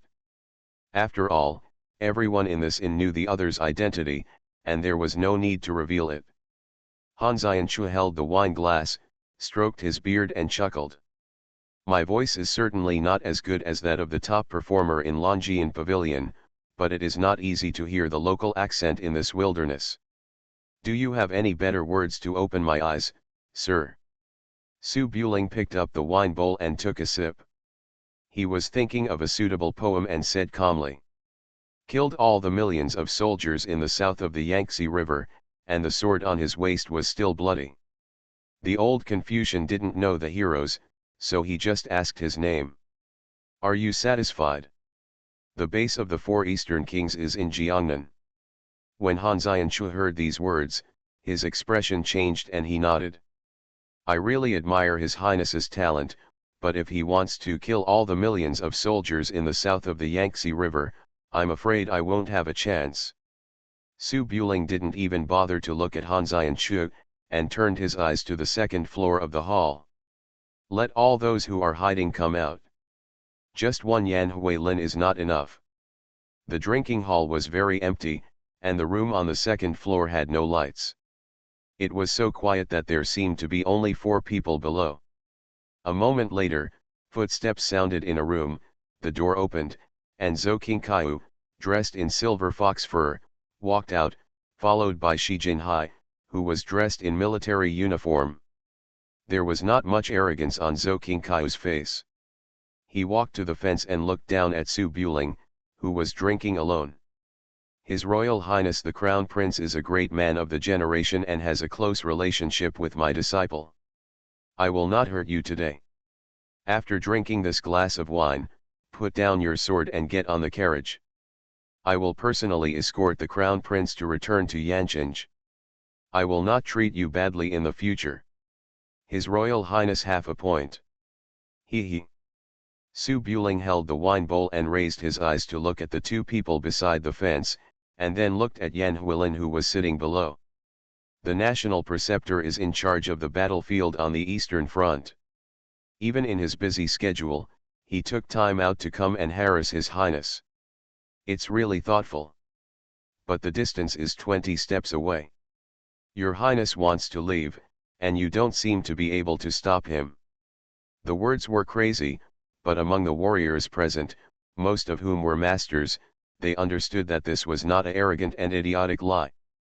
At the Grand Master level, a one-on-one fight might kill him, but if his retreat is not blocked and he is unharmed, he can risk his life and run away at a distance of 20 steps. No matter how many people there are, they cannot catch up. This can be seen from Su Buling chasing the seriously injured Chen Daozai. However, Zhou Qingkaiu and others dared to stand at a safe distance, so they naturally had the confidence. Han Xianchu stood up, his eyes more serious, and said in a deep voice, Su Buling, I am so polite to you because you are the son of a prince, and your ancestors opened up thousands of miles of mountains and rivers for the Song family. With your Su family soldiers surrounding Chang'an and holding the young prince hostage, you deserve to be executed. Now I will give you some dignity and let you surrender your weapons and be captured. Otherwise, I don't mind helping you to be decent. Su Buling's eyes were slightly cold, and he glanced at Han Xianchu. A dog under Song Siming dares to make noise in such an occasion. You. Han Xianchu's identity was indeed not qualified, but since the master was riding on his face, he had nothing to be angry about, and said coldly. Do you really think that you have a nickname of invincible in the world, and no one in the world can deal with you? Even the Northern Qi national teacher has arrived, do you think I won't bring a few masters here? Su Buling's face changed slightly, and he turned to look outside the door of the inn. Han Xianchu was very satisfied with the reaction, and smashed the wine glass in his hand to the ground, breaking the glass as a signal. Snap! The sound of porcelain breaking came from the hall of the inn, and the guards outside quickly retreated, and 3 figures fell from the sky at almost the same time, landing silently on the snow outside the inn. The 3 figures, one with a sword, one with a gun, and one with bare hands, showed a momentum that seemed to freeze the flying snow. Yan Huilin saw the middle-aged man with an iron sword hanging from his waist on the left, and his eyes narrowed subconsciously. After all, his Northern Qi sword immortal was given by his friends in the martial arts world, and there was only one sword saint on that man's head in the world. Zhou Qingyi stood with his hands behind his back, his eyes were still calm, but he still paid more attention to the scholar in the middle. The debate about who is the number 1 in the world has never been concluded, but the candidates have always been the same few people: Eunuchia in Dayo Imperial City, Li Hanzheng, the owner of the Eagle Tower, Zhou Qingkaiu, the Northern Qi national teacher, and Su Buling, a rising star. After Jia Gonggong passed away, there were only 3 rumored number 1 in the world left in the martial arts world. At this moment, all of them came to this small inn outside the Great Wall. Li Hanzheng had a gloomy look in his eyes and was always taciturn. He didn't say anything at this time, but just stood in the middle of the gate, motionless like a mountain. Chen Chong, the spear god of the northern border, fought a tie with Yan Huilin, the sword fairy of the Northern Qi dynasty, and was named Wu Kuei. He was also an old acquaintance of Yan Huilin. At this time, Chen Chong walked in from the gate with a brand new iron spear. After a glance, he still had the habit of chattering and said. It was a big scene, even more scary than the one on Bodhi Island. I'm afraid this inn will have to be demolished today, and this street is hanging. Zulu slightly spread his right hand to express his agreement. In terms of status in the court, the 3 people in the Eagle Tower were just the leaders of the rebels who surrendered to King Wu. Compared with the few people in the field, they were a little inferior. But in terms of status in the martial arts world, no one was weaker than anyone else. Zhou Qingkaiu glanced at the 3 people, nodded slightly and greeted them, then looked at Su Buling, who was surrounded and killed. Your Highness, what else is there to say? Han Xianchu sneered. Su Buling, the sword has no eyes, and you can still save your dignity by being captured at this time. Su Buling drank the wine in the bowl, stood up and walked to the center of the hall, looking around, slightly surprised. National Master Zhou Qingkaiu, Northern Qi Sword Immortal Yan Huilin, Royal Boxing Hall Master Shi Jinhai, Eagle Fighting Tower Master Li Hanzheng, Northern Frontier Gun God Chen Chong, Sword Saint Zulu. What a big battle, are you going to kill the gods? Han Xianchu snorted, today, even gods will die here, I want to see how you run. Su Buling ignored Han Xianchu, put on the black gloves he took from Shang Guanqin. He looked up at Zhou Qingkaiu above Chu. You are a local hero after all. Don't you think it's shameful to bully the minority with your numbers? Zhou Qingkaiu was not a man of the martial arts world, so he naturally didn't care about the sarcasm. He just said calmly, it's about the rise and fall of the two countries. How can it be shameful? Let me ask you one more question, will the prince surrender or not? Su Buling picked up the long spear wrapped in black cloth, pointed it at the ground, and smiled a little arrogantly. I have been in the martial arts world for so long. I have killed half of the martial arts champions in the world and defeated half of them. The rest are all here. No one who can make me surrender without a fight has been born yet. You bastard! Han Xianchu was also annoyed. He didn't expect Su Buling to be so stubborn. He didn't know how to give in even when the knife was on his neck. He raised his hand and said, if you don't accept the toast, you will be punished. Take him down. Bang! As soon as the voice fell, the stone floor of the inn suddenly exploded. Su Buling twisted the spear hard, and the black cloth wrapped in the long spear was torn into pieces. The spear tip, with a line of silver light, pierced Yan Huilin, who was closest to him. The other 6 people also flew up at almost the same time and rushed towards Su Buling. Swords were unsheathed and the wind was whistling. 7 top masters burst up at the same time, with unprecedented frightening momentum, almost crushing the flying snow outside the building. The prince is very fierce. Author, Guan Gong Zi. Chapter 817. The heavy snow fell, quickly covering the white quilt on the snow slope. Chen Xining held a telescope and carefully watched every move in the small town restaurant. She couldn't hear any sound and her eyes were a little confused. What is Mr. Su doing? Why is he drinking? It seems he is still chatting.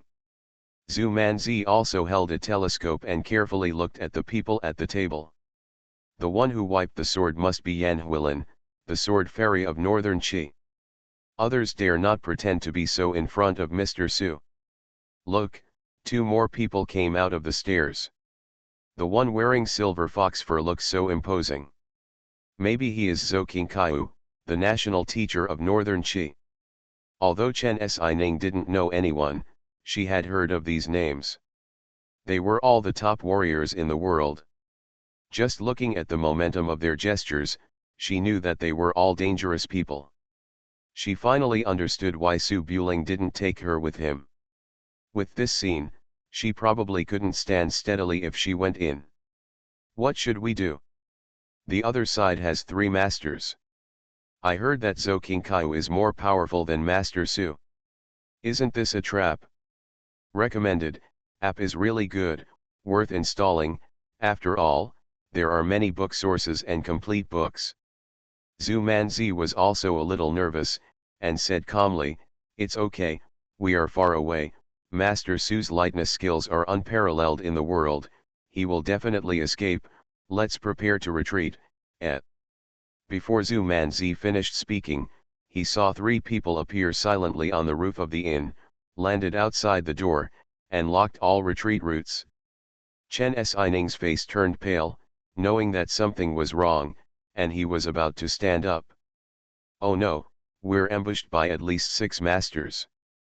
Wait, my dad. My dad. Huh.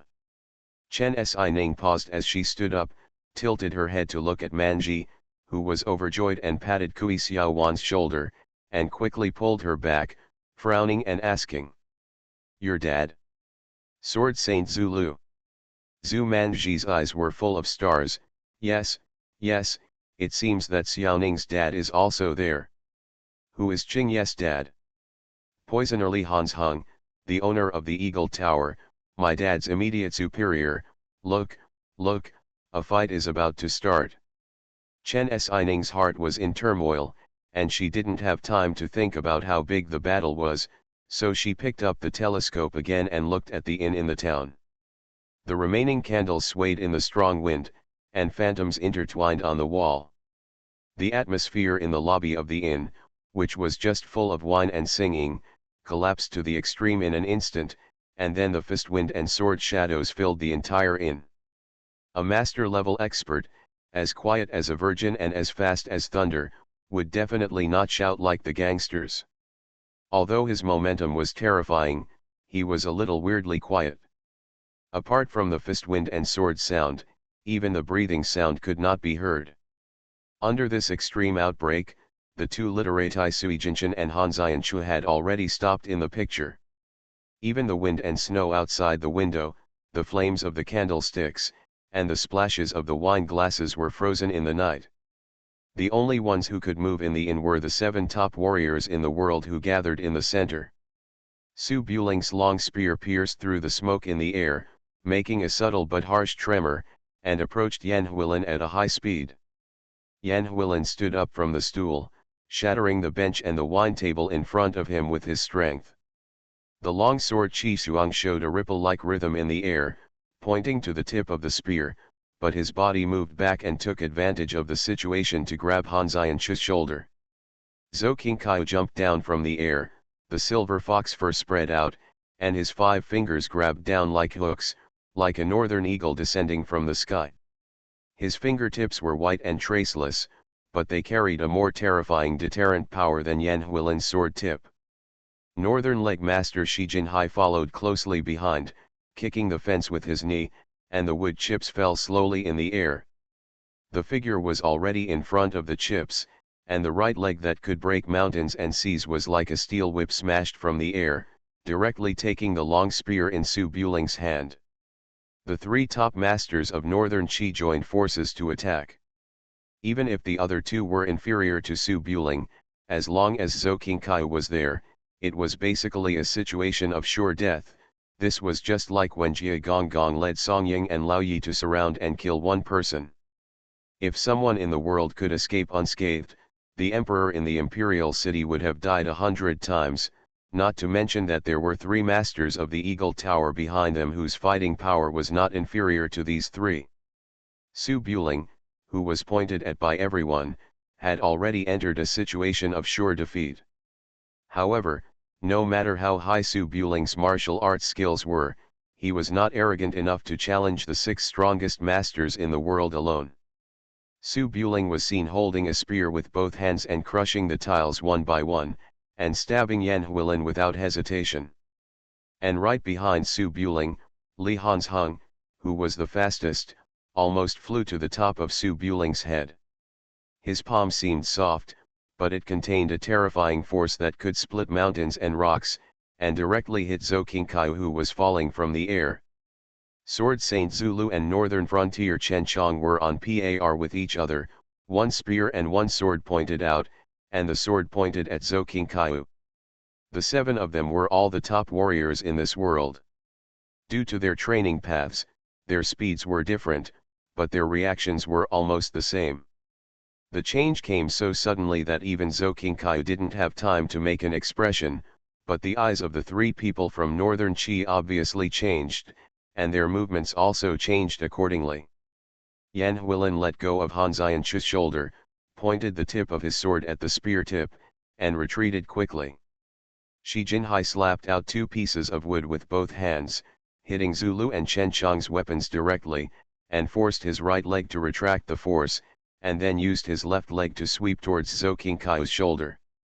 He couldn't borrow the force in mid-air, so he completely sacrificed himself to save him, giving up all defense. Su Buling saw that he couldn't stab Yan Huilin, so he immediately raised his full strength, and swept towards Shi Jinhai, who had fallen from mid-air and was unable to come back to help with the move of the overlord lifting the tripod. At the same time, Li Hanzhen's palm also collided with Zhou Qingkai's. Boom! A deafening muffled sound completely crushed the flickering candle light. The 7 people who had just gathered together exploded like lit firecrackers and scattered in all directions. Shi Jinhai, who was swept by the long spear at his waist, was like a polo ball that was hit high up, smashing the roof of the tall building, leaving a big hole in the dome of the inn. Blood was spilled in the air. It was not directly split into 2 parts, all thanks to Zhou Qingkai's slight push before retreating. Zhou Qingkai and Li Hanzhong exchanged palms, and their figures returned to the fence on the 2nd floor. Yan Huilin was already standing at the edge of the innermost wall of the lobby. After a joint attack, everyone returned to stillness. Although there were many movements and moves, everything happened in an instant. In the eyes of Sui Jinshan and Han Xianchu, they only saw Su Buling suddenly break the floor, and then everyone changed positions, and a big hole was broken on the roof. The others didn't even see the afterimage clearly. Han Xianchu was pulled and staggered, almost falling to the ground. He looked around with a pale face, but he still couldn't figure out the current situation. Sui Jinshan retreated again and again, trembling. Why did the national teacher stop? Shi Jinhai fell from the roof. Zhou Qingkai took a look. Shi Jinhai's ribs were swept by the spear tip, leaving a 2-foot-long wound. Although he forcibly avoided the vital parts, he was also seriously injured. Zhou Qingkai looked at Han Xianchu with anger in his eyes. What do you mean? Han Xianchu didn't even see how the few people fought, and was completely confused. How could he understand what he meant? Han Xianchu wanted to ask Li Hanzhong and others why they stopped fighting, but Su Buling had already walked up to him. Without waiting for Han Xianchu to beg for mercy, he threw Han Xianchu out of the window and said, "This place is dangerous, Lord Han, please retreat for the time being." Han Xianchu couldn't even say a word, and the whole person flew out of the window and fell into a carriage. Li Hanzhong looked gloomy and coldly stared at Zhou Qingkai. Although Dayu is divided into 2, they are of the same lineage after all. Brothers quarrel with each other, but they are responsible for defending the country from outside. The state teacher would not really think that our emperor would dare to deal with the eldest son of the previous emperor by risking the infamy of bringing the Mobei feud into the pass. This sentence is obviously a plot to sow discord, in order to destroy the alliance between Dongyu and Baiki. After Su Buling received the letter from the old master on the ship, he immediately wrote a secret letter to his 2 fathers-in-law who were far away in Jiangnan and had nothing to do. Then Li Hanzhong advised the king of Wu that the envoy to Baiki might be obstructed by the Su family, and took the initiative to volunteer to escort the envoy. Li Hanzhong robbed Su Buling's jade pendant on Junshan Island in Yueyang, and robbed Su Buling's jade seal on Bodhi Island. He killed people in a bloody river to get it, and forced Su Buling to jump into the sea. No one in the world would believe that the 2 would be the relationship between father-in-law and son-in-law. Li Hanzhen's only purpose in establishing the eagle-beating tower was to exterminate the Song family. He was originally planning to stab the eastern 4 kings in the back when the western Liang army broke into Jiangnan. This time, the backstab was advanced. Judging from the current situation, the eastern 4 kings could not protect themselves, and they would definitely try to win over northern Qi to kill their compatriots. But it is also a fact that the eastern and western Yus are of the same lineage. If they really win over northern Qi to destroy the Su family, the world will still have to change its surname after northern Qi becomes stronger. The eastern 4 kings united with Guanzhong to first destroy Zhou Qingkai, the pillar of northern Qi, and thus solve the external threat. Then it is not impossible to negotiate with Chang'an City. Now that the people brought by Han Xianchu have directly joined forces with Su Buling, it is meaningless no matter how Zhou Qingkai guesses. Even the eastern 4 kings cannot explain why the eagle-beating tower, which has been fighting with the court for more than 10 years, defected to the court in the battle. Update fastest mobile terminal. Zhou Qingkai's eyes were slightly cold, staring at Su Buling below. I said, how dare you come here alone? Dongyu is already a fish under the knife, and you still want to clear the foreign enemies for your Su family. You are really as stupid as pigs and dogs. Su Buling pointed at the ground with a long spear in his hand and shook his head. This is a matter between me and the four kings of the East, so don't worry about it, the national teacher. Kill. After the voice fell, Su Buling and Li Hanzhong jumped up again, rushed to the fence on the second floor, and rushed straight to Zhou Qingkaiu. Sword Saint Zulu held an iron sword and came to Yan Huilin in an instant. Chen Chong of Beijiang rushed to the seriously injured Shi Jinhai. Retreat. Zhou Qingkaiu snorted coldly, waved his sleeves to smash the fence, blocked the two attackers with broken wood, flew up and jumped out of the inn through the hole in the roof. The prince is very fierce. Author, Guan Guan Gong Zi. Chapter 818. Boom. The three masters smashed through the roof, causing the dome of the old inn to collapse directly. The huge noise shocked the long street and attracted exclamations. It was snowing outside the building. Zhou Qingkaiu's long hair was flying in the wind. The fluff on the silver fox fur was flattened by the strong wind. It was as fast as a snow fox wandering on the ice field. In the blink of an eye, it jumped to the house across the street. Su Buling followed closely behind, holding a long spear with dragon patterns in his hand, and chopped it down in the air with the momentum of splitting mountains. The spear swung into a half moon in the air and hit the place where he landed almost close to the tip of Zhou Qingkaiu's hair. Amid the sound of tiles and wooden beams breaking, the eaves of the house where Zhou Qingkaiu landed were smashed to pieces, and together with the wooden wall below, a huge crack was split to the root of the wall, revealing the terrified drunkards and prostitutes behind. Although the momentum was terrifying, Zhou Qingkaiu was obviously not a lowly person who could be killed in one move. He rushed forward again without any damage and fled to another roof. However, when he was in mid-air, Li Hanzhong, who was chasing him with Su Buling, had already approached him and raised his hand to punch him. Before Su Buling, Li Hanzheng's talent was recognized as the best in the martial arts world. He started practicing martial arts in his early 20s and spent more than 10 years to walk a path that ordinary martial artists could not finish in their lifetime. His combat power was incredible.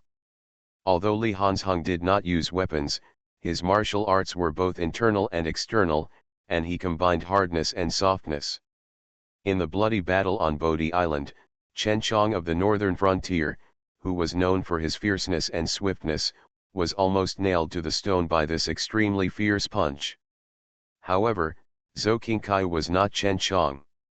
Let alone his talent, the superiority of his martial arts was far beyond anyone else at that time. Su Buling's family was rich, and the martial arts he learned were collected from the martial arts world. The martial arts of the Northern Qi national master lineage began with the war god Zhou Jixian 300 years ago, and have been passed down to the present day, without interruption. Seeing the terrifying impact of the fist wind coming, Zhou Qingkaiu did not dodge at all, but caught the fist with his palm, and turned the hardness into softness to release the force. Li Hanzheng's eyes were a bit gloomy, and he originally had no emotional color. Only when he really fought, would he reveal the arrogance of standing at the top of the world and the arrogance that belonged to martial artists. Show off your skills in front of an expert. Realizing that he had no power when he punched out, Li Hanzheng's right arm sleeve suddenly swelled, and then exploded. The clenched fist bounced open, and the 5 fingers stretched straight, bringing out a loud bang.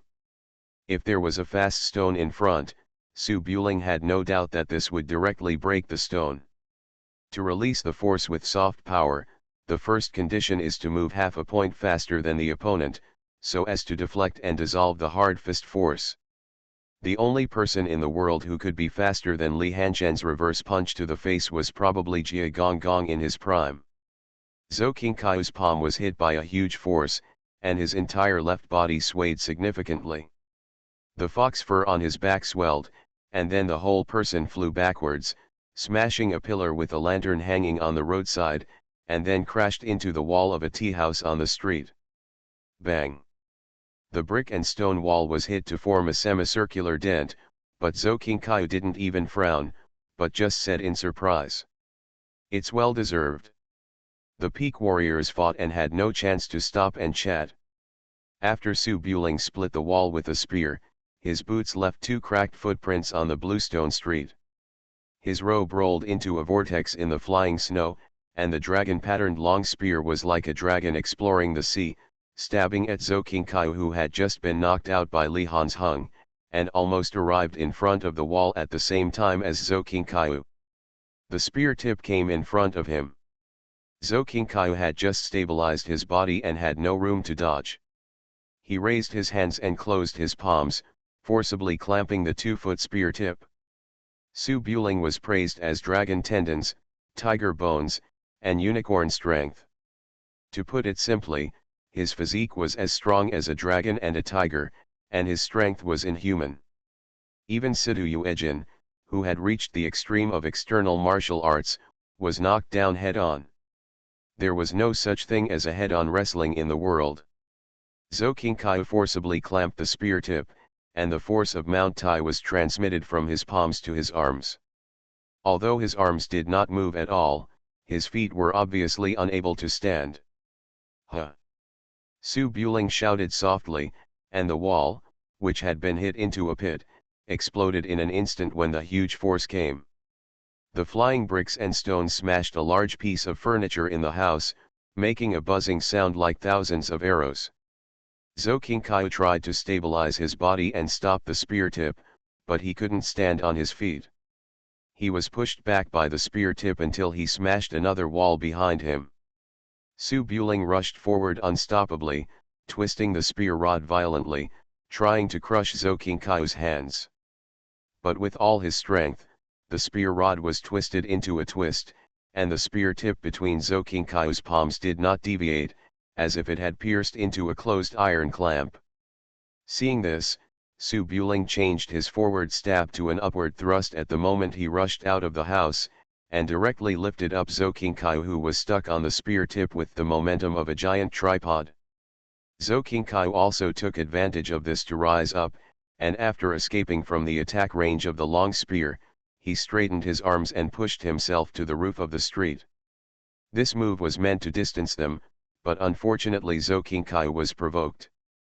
Li Hanzheng, who had just revealed his body from the eaves, flew over from above and raised his hand to perform the golden dragon hikao of Tong Baiquan, landing on Zhou Qingkai's arms that were blocking. Golden dragon hikao is the strongest killing move of Tong Baiquan. It starts from the heels, spreads to the waist and abdomen, and then to the arms. It uses the whole body's strength and both hands to hit. Those who are hit will either die or be disabled.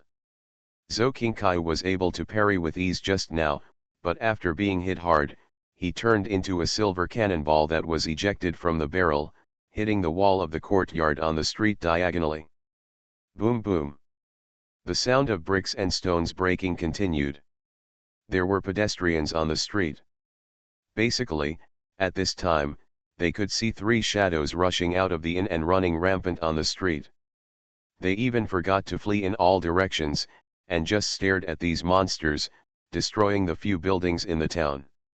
Chen Xining, who was watching the battle on the snowy slope in the distance, could only describe his mood at this time as shocked. With the martial arts skills of a half-step master, Chen Xining could barely see the movements of several people clearly, but it was precisely because she could see the movements of several people clearly that she felt suffocating despair. For the first time, she discovered that the gap between people can so big.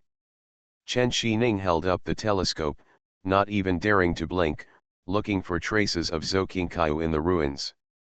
Zhu Manzi, on the other hand, focused his attention on the inn, looking nervous, and said urgently, "Quickly, look over there."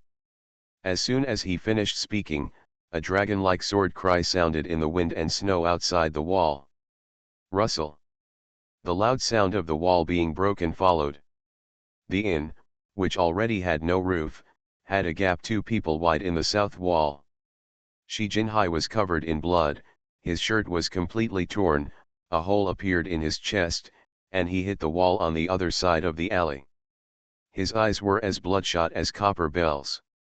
He stared at Zulu in disbelief, and said one last sentence with blood in his mouth. Good sword. Behind the gap, Zulu also had a few bloody wounds on his robe. He held the iron sword and took a deep breath.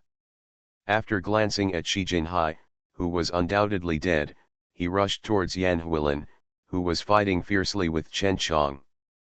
Zulu was awarded the title of Sword Saint. His swordsmanship has almost reached its end and no one can surpass him. But the price for merging the strengths of hundreds of families into one sword is this invincible killing move. In the Tang family in Yuzhou, this shocking killing move was revealed, and the result was that the whole world knew that the sword master Zhu Liuzang had done this.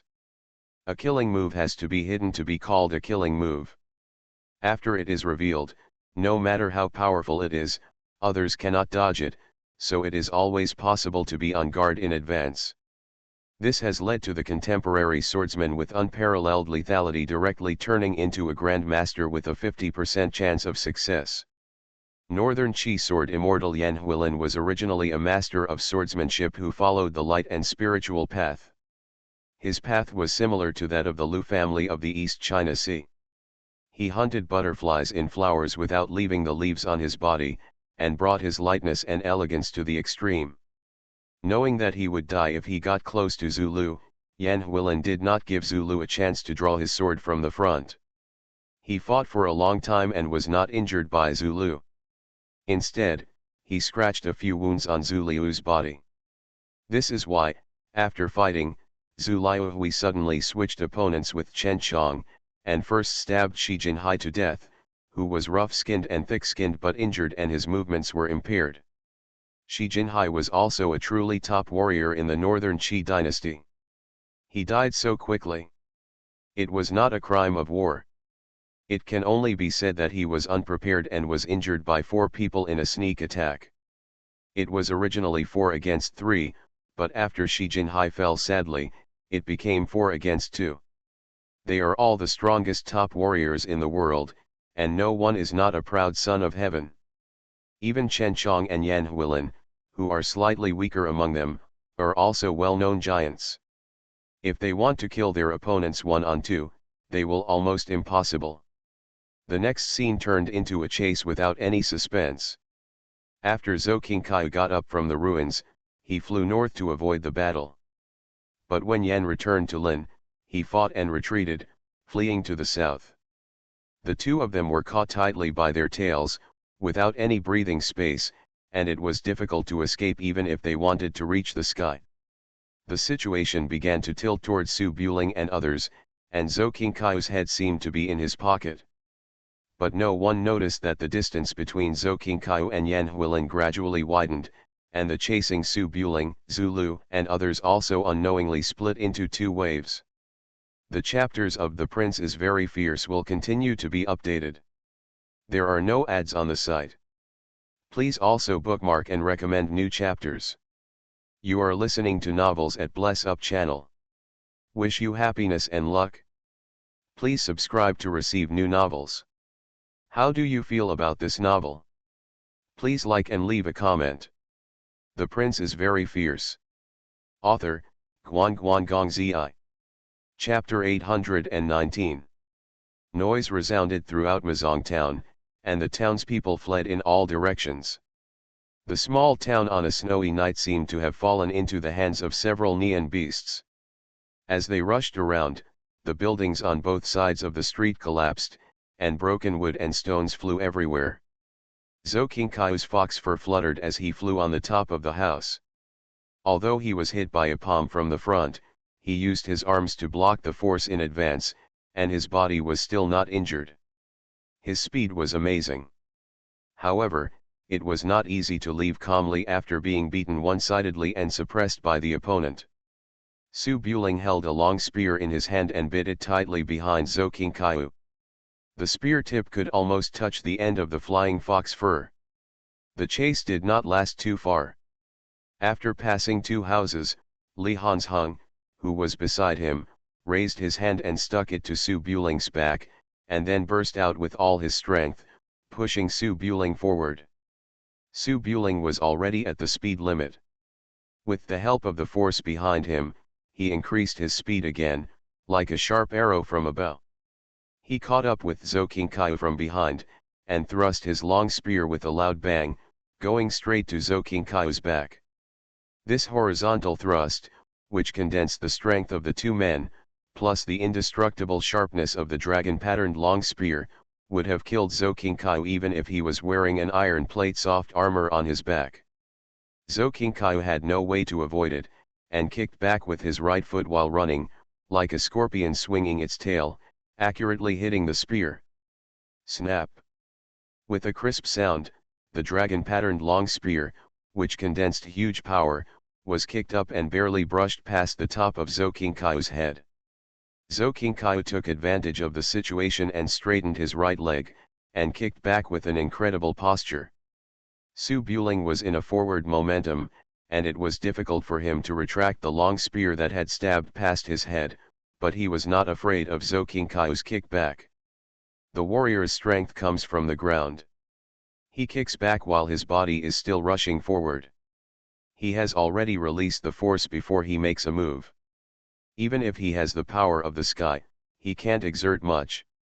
Su Buling loosened the spear with his right hand, and his 5 fingers turned into tiger claws, forcibly holding the boots kicked back by Zhou Qingkai, and then threw it to the side with all his strength, trying to throw it in front of Li Hanzhong and kill Zhou Qingkai directly.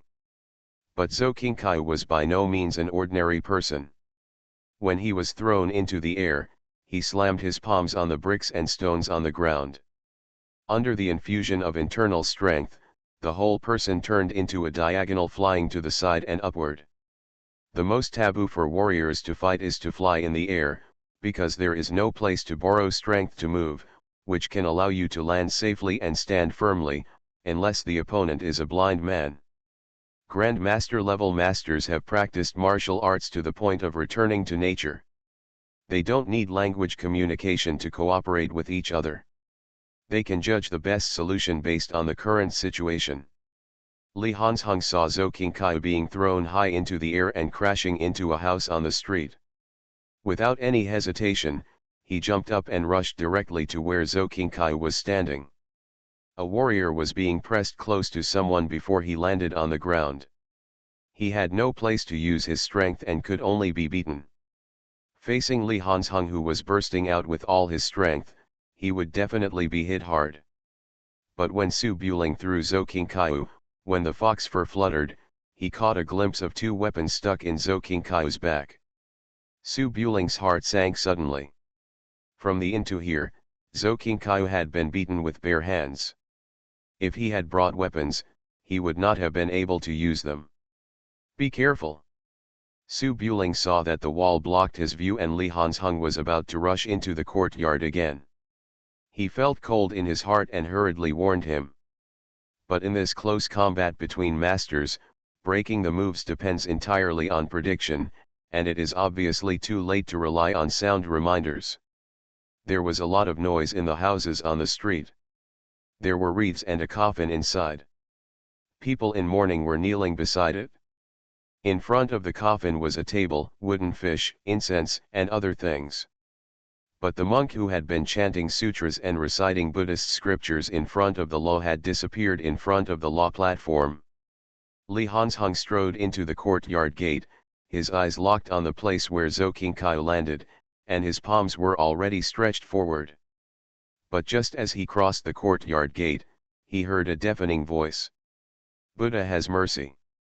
A copper-headed Zen stick swept out from the side of the courtyard gate and hit Li Hanzheng's waist and abdomen from bottom to top, revealing 2 sleeves of monk's robes behind the Zen stick.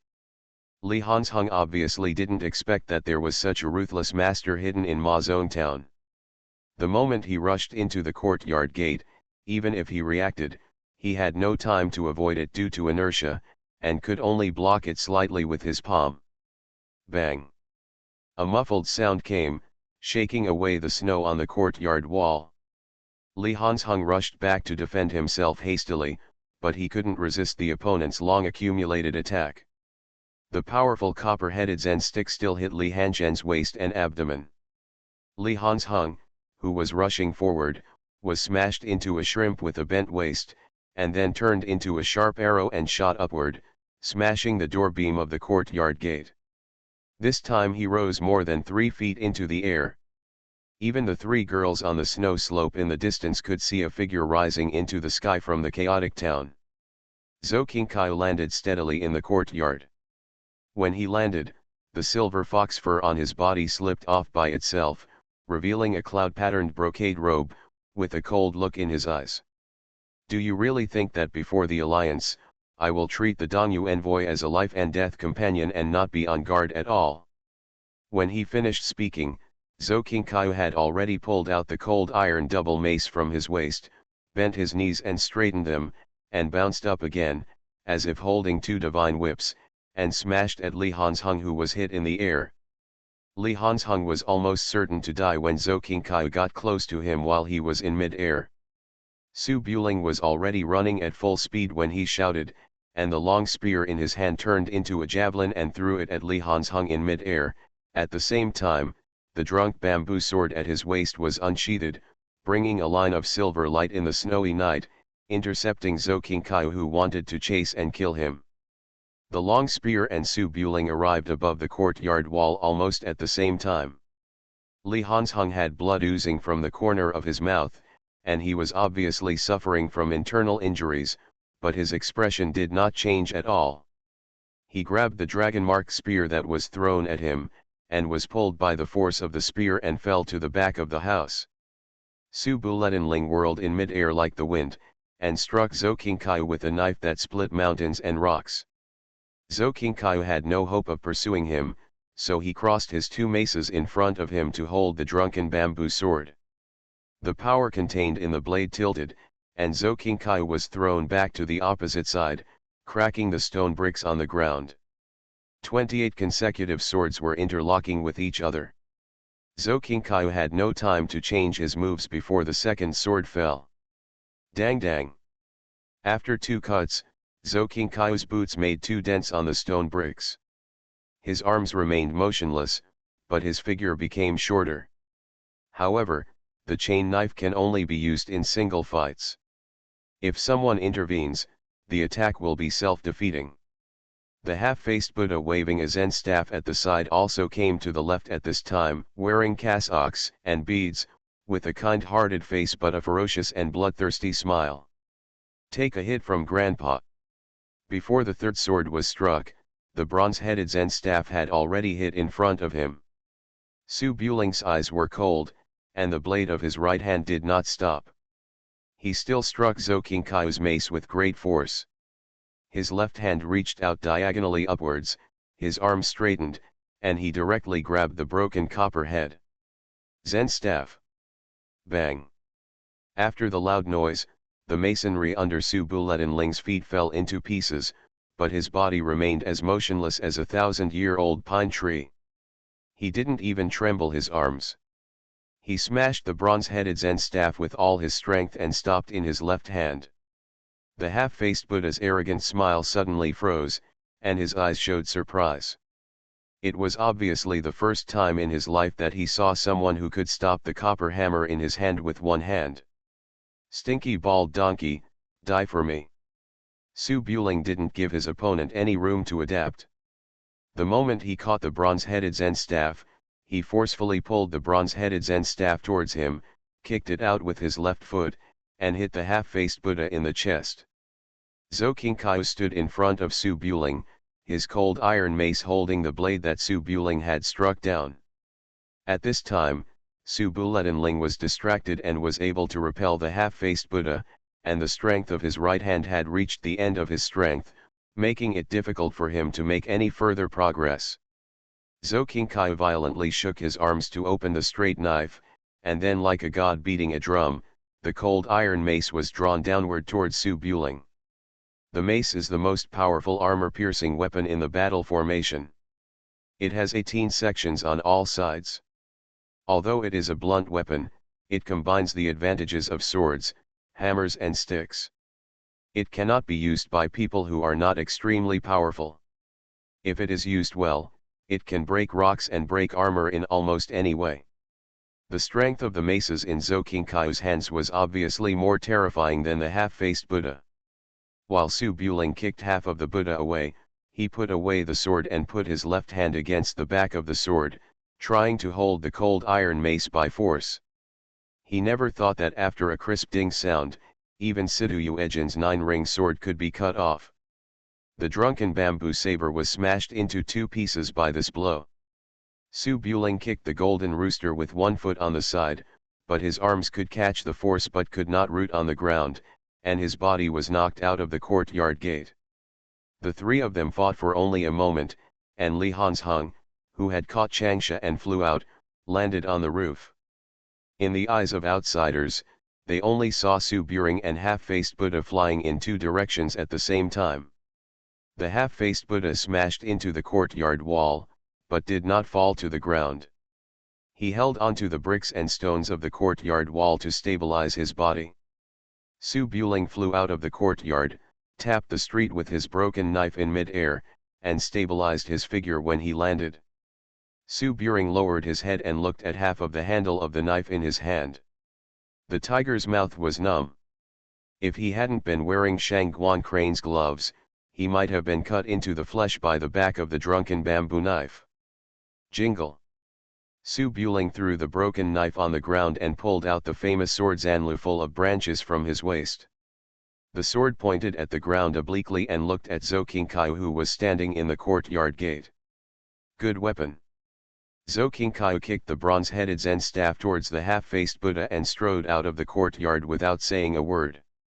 Li Hanzhong wiped the blood from the corner of his mouth and stood on the roof holding a dragon-marked spear.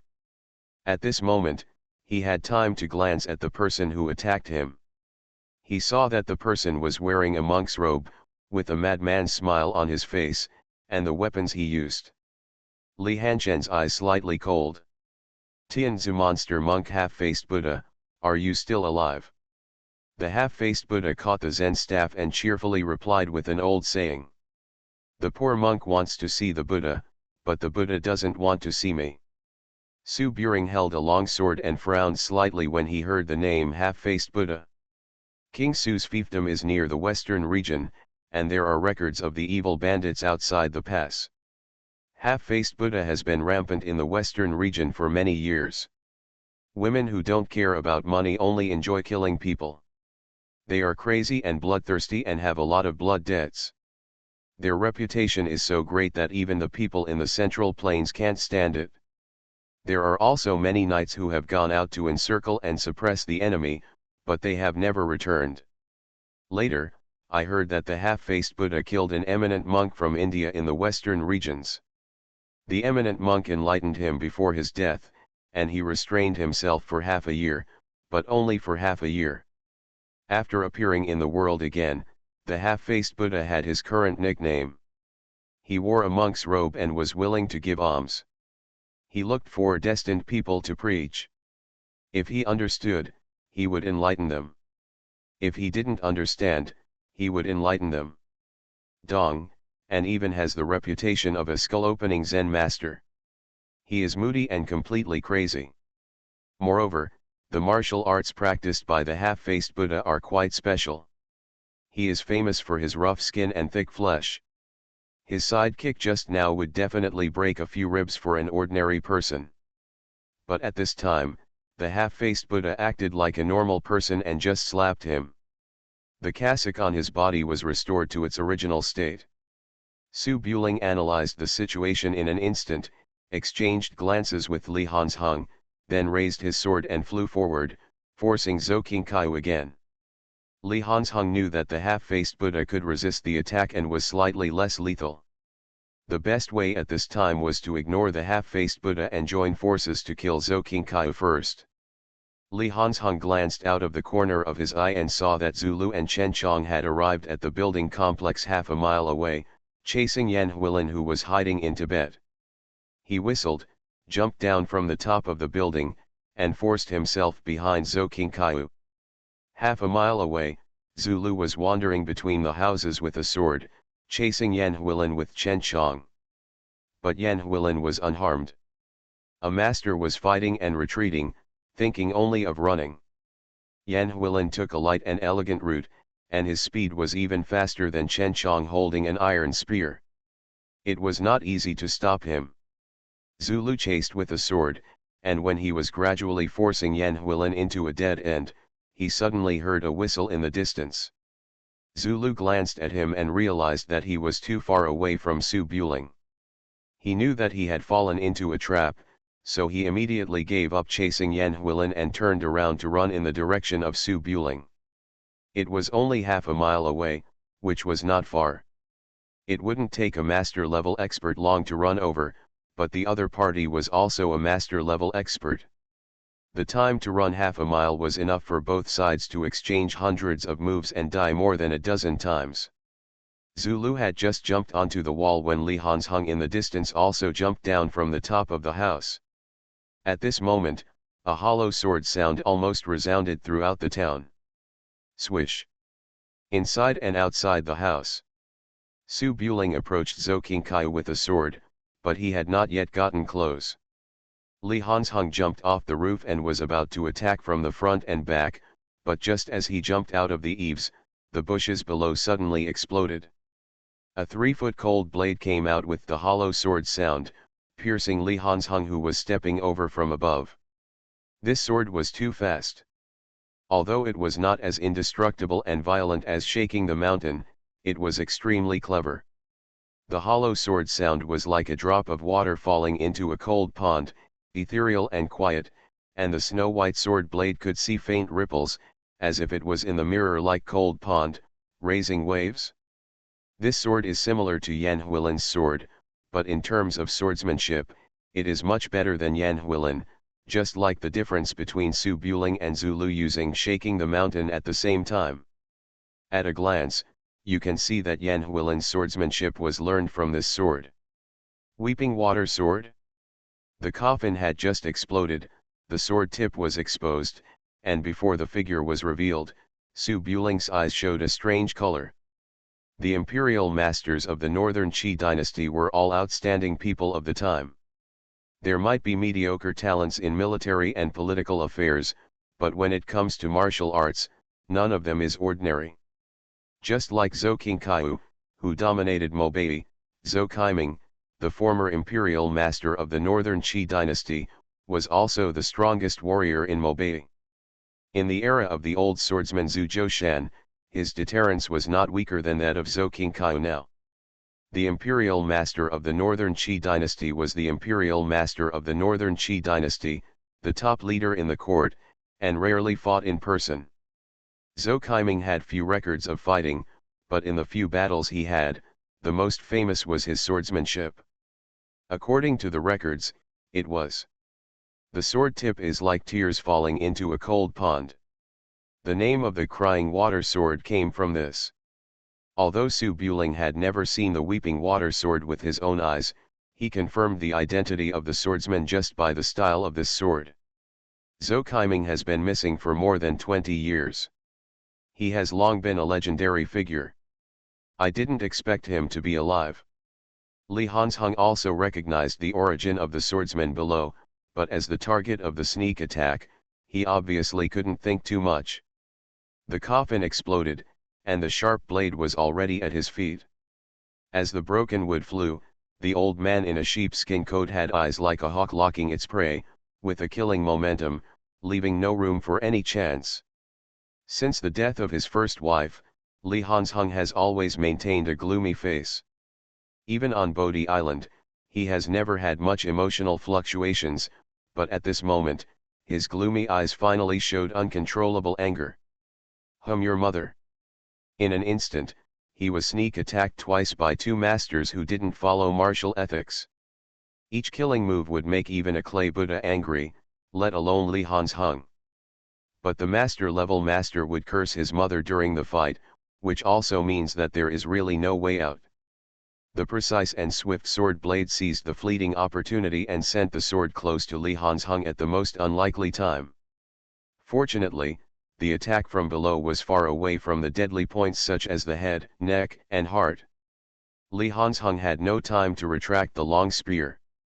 He gritted his teeth and twisted his body to catch the sword with his abdomen. At the same time, his legs were like thunderbolts, kicking the shepherd who had been sitting in the North Sea for 20 years. Snap! Blood splashed. Zhou Kaiming's eyes were calm, just like an old man fishing by the river.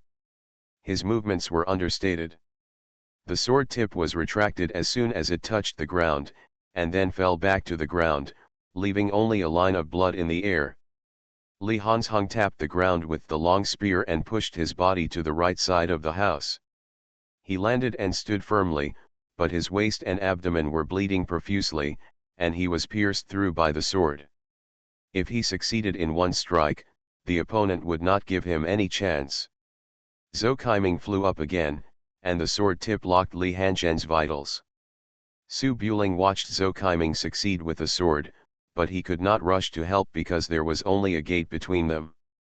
His eyes were furious, and he raised his sword to stab Zhou Qingkai who was charging at him.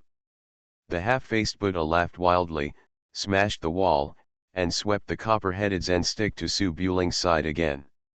Suddenly it became 3 against 2, Li Hanzhong was attacked twice and seriously injured, and the situation took a sharp turn for the worse in an instant. After Li Hanzhong forced Zhou Kaiming away with a long spear, he rushed towards Zhou Qingkai without caring about his back, and said angrily to Su Buling, "Go." Li Hanzhong was severely injured and surrounded by 3 masters and could not escape at all. This go meant that Su Buling would go and he would hold him back. There was no hesitation in his words, no emotion, as if he was not giving up his own life. It is also possible that Li Hanzhong had died since the day his wife died, and he lived in the world just to atone for his sins. This leave can not only fulfill his wish to destroy the Song family, but also compensate his daughter who he dare not face again in this life. This is enough. However, Su Buling does not like this kind of tragic drama. In this world, there is no one who can kill the people around him in front of him. Go away. Su Buling was furious, and almost roared as he said this. Without any reservation, he sent the sword in his hand to Zhou Qingkai with a shaking the mountain. The dragon-like sword sound resounded through the snowy night. Although it was not as superb as Zhu Liu's, the power contained was much more exaggerated than Zhu Liu's. Zhou Qingkai was extremely intelligent and had predicted Su Buling's talent. Seeing him and Zhu Liu together, he guessed that Su Buling had learned this move. When Su Buling approached, he had already crossed his 2 maces to block. However, Zhou Qingkai predicted Su Buling's talent, but still underestimated how terrifying Su Buling's power was. The sword was too fast. The sword Zanlu, which had not shown its edge for decades, instantly shook off some stains on the sword blade inscriptions, and the tip of the sword pierced the cold iron double mace. The bright sword blade did not bend at all, and continued to move forward without stopping. Zhou Qingkai's crossed maces were visibly pressed against his chest and abdomen until they hit his chest. Even though the sword blade failed to penetrate the iron mace, the brutal force still leaned on Zhou Qingkai. Bang! Zhou Qingkai's brocade robe exploded, revealing the bronze and sturdy muscles on his back. Then his body was knocked out by the maces, flying backwards into the morning hall until the wall of the morning hall was broken. Li Hanzhong rushed to help and was really shocked when he saw the shocking scene. He found that his son-in-law was a little exaggerated and he didn't seem to have to die. He immediately gave up the rescue and turned around to hit Zhou Kaiming who was coming to kill him. Su Buling repelled Zhou Qingkai, and his body was also hit by the copper-headed Zen stick. He only blocked with his left arm, and his body was hit to the right, but this was obviously not a big problem. Before Zhou Qingkai could return from the morning hall, Su Buling turned over in the air, his feet were already on the right wall, he stepped hard with all his strength, shaking down the brick and stone wall, and his body was like a sharp sword, approaching the half-faced Buddha who barely raised his Zen staff. Die! Su Buling's eyes were almost ferocious, and judging from his expression, he looked more like a martial arts madman than the half-faced Buddha. It was obviously impossible for the half-faced Buddha to be as light as the wind with a copper-headed Zen staff weighing dozens of kilograms. Seeing Su Buling return in the blink of an eye, there was a bit of surprise in his eyes. But for a martial artist, Age may affect explosive power, but reaction and understanding of martial arts will not be affected at all, especially for the masters of internal martial arts. Just like AncientChina, he will only become more and more evil as he gets older. Zhou Kaiming is a top figure in the internal martial arts. He was once the national teacher of Northern Qi. He has never lacked the ability to control the overall situation. He has taken all the variables from the beginning to the end of this battle into account and made a perfect response. When Zhou Qingkai was knocked away, Zhou Kaiming gave up the pursuit of Li Hanzheng, leaped up and pounced on Su Buling, dodging Li Hanzheng's return attack. The half-faced Buddha was willing to trade for Northern Qi because he was defeated by Zhou Kaiming and trusted him very much. Seeing that he could not avoid Su Buling, he simply stopped dodging and took a step forward to receive Su Buling's sword with his chest. As long as Su Buling's sword passed through, it would be 100% blocked by the half-faced Buddha's body, and he would be unable to defend against Zhou Kaiming.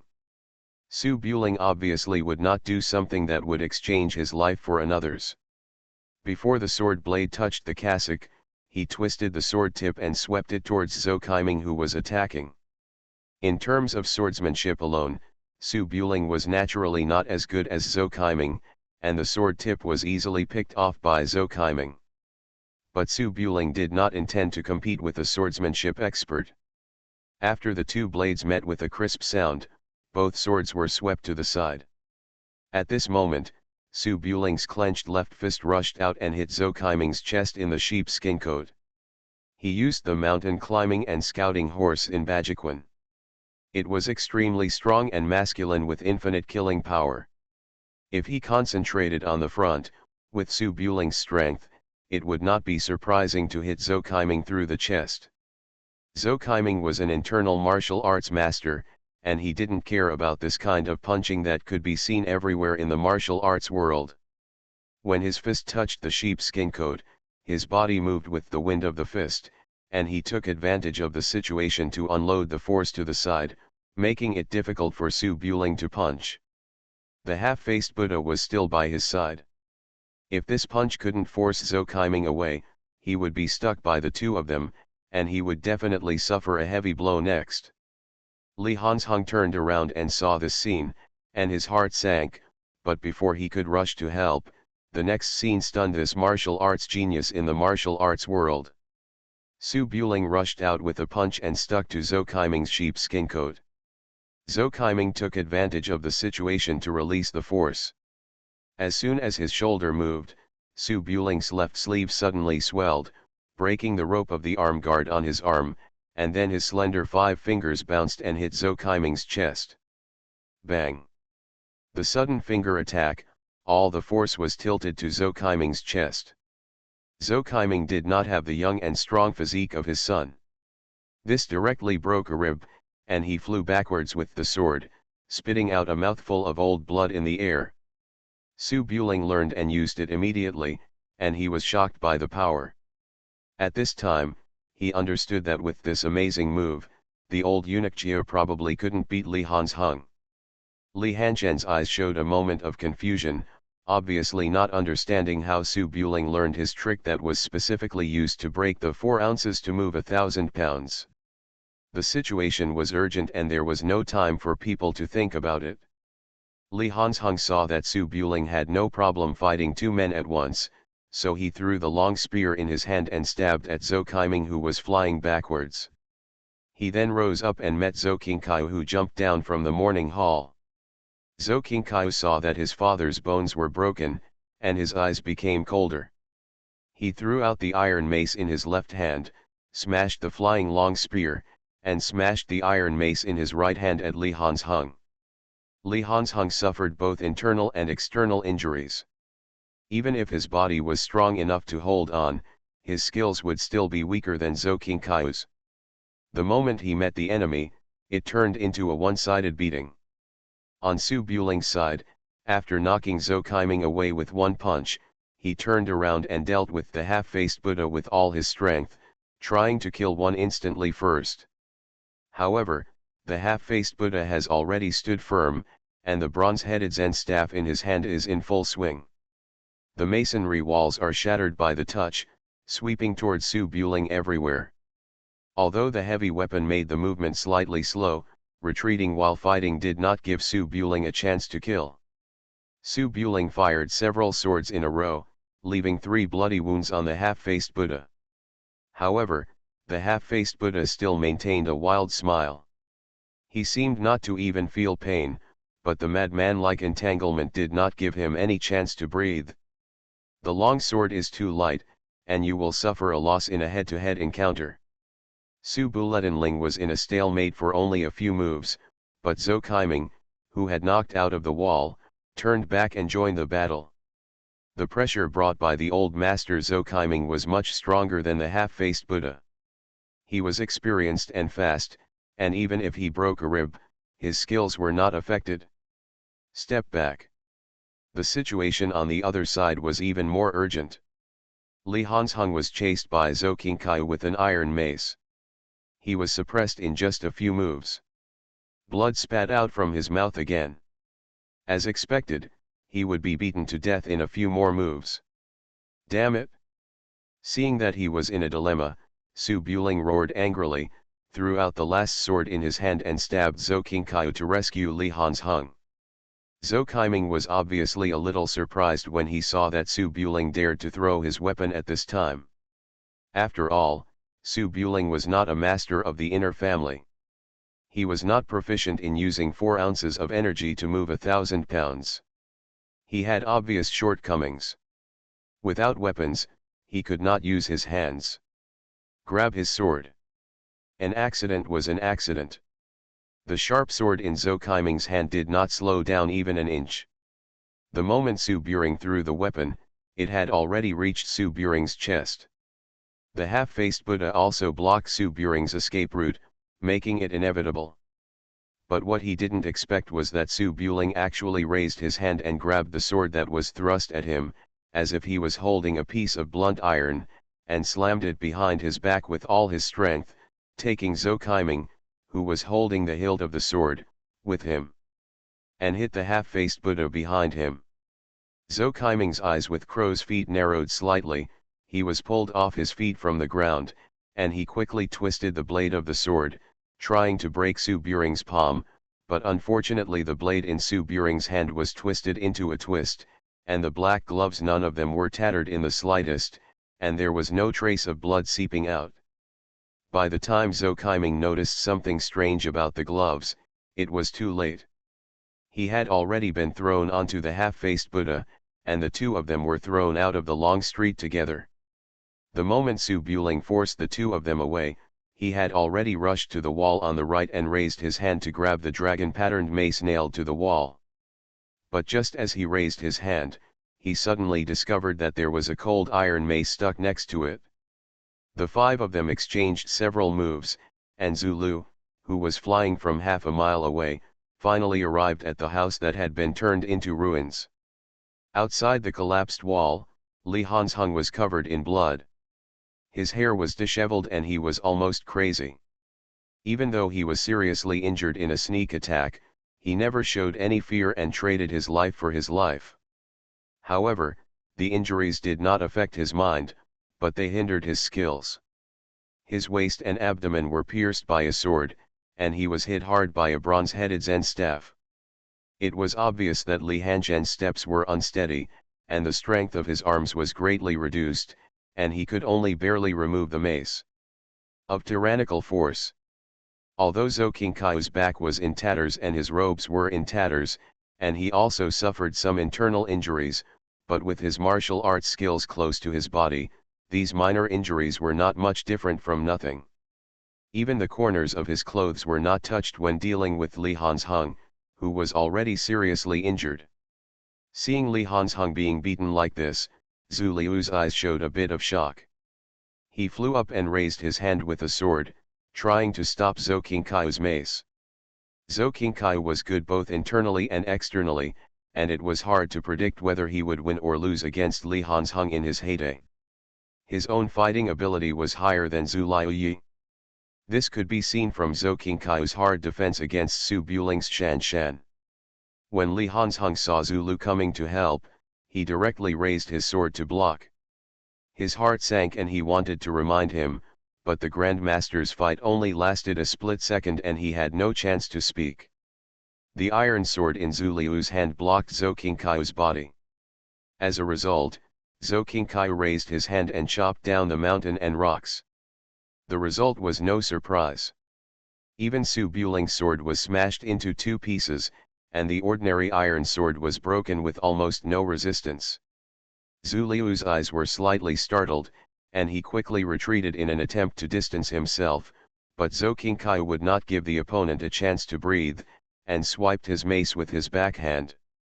Zhu Liu only had the hilt of the sword left in his hand, and there was no weapon to block it.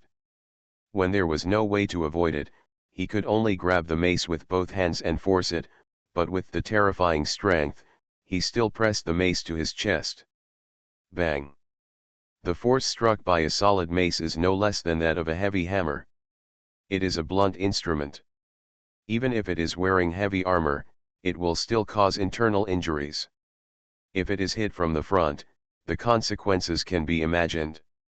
Zhu Liu groaned, and blood immediately spurted out of his mouth. Father! On the snowy slope, Zhu Manzi, who was extremely nervous, saw his father rushing forward and almost being killed instantly. He was so frightened that he stood up and was pushed down by Chen Xining. Chen Xining also had her heart in her throat and didn't even dare to express her anger. However, she also saw some direction of this battle and hurriedly comforted. Calm down and trust Mr. Su. Chen Xining could say this because the situation on the other side of the street was equally tragic. Zhou Qiming and half-faced Buddha were thrown out of the courtyard and hit the street. They had stabilized their bodies before they even landed. The half-faced Buddha had a manic temper and was murderous. At this time, he was already fierce. He shouted in his throat, "My Buddha is merciful, my Buddha is merciful." He picked up the bronze-headed Zen staff and rushed towards the courtyard. Only this time, what greeted him was no longer a light sword. The half-faced Buddha had just jumped up and smashed the bronze-headed Zen staff into the courtyard with both hands, when he heard a crisp sound of dang.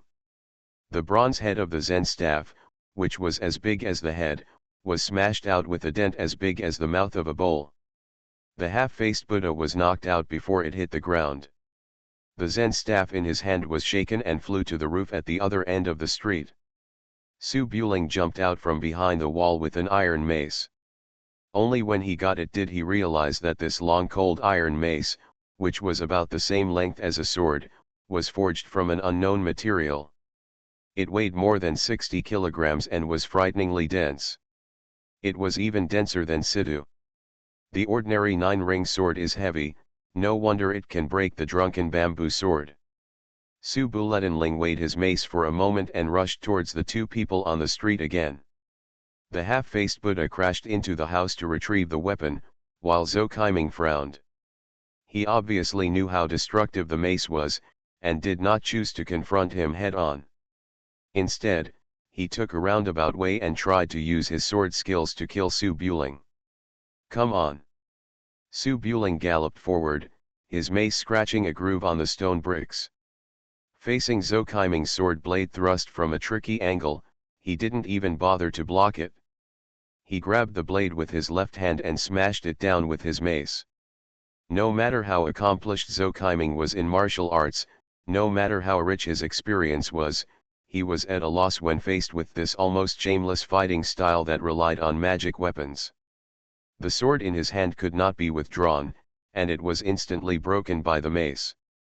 Without a sword, a swordsman would almost always have to take a beating when faced with an opponent of the same level. Su Buling held half of the sword blade, and with his backhand, he stamped it on Zhou Qiming's sheepskin jacket. Puff!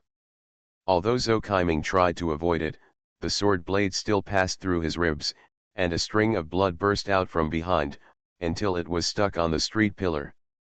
The man also fell out, and his mouth was full of blood when he landed on the ground. Difficulty standing up. Su Buling didn't hold back at all this time and punched Zhou Qiming through the chest. He was basically dead. He ignored Zhou Qiming and rushed to the other side of the street with the mace in hand. Half-faced Buddha picked up the bronze-headed Zen staff and rushed out of the house. He saw Su Buling spinning around like the wind and smashing down his head and face with a mace.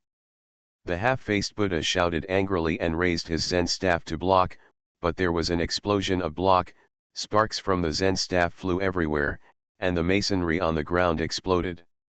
A huge force hit his arm, and the half-faced Buddha's face turned red instantly, almost frantically trying to push the mace away. It's a pity that the 28 chain knives are interlocked and do not need to be lifted at all. The half-faced Buddha has not yet exerted its force, and Su Buling has already smashed it down with the second blow. Dang dang dang.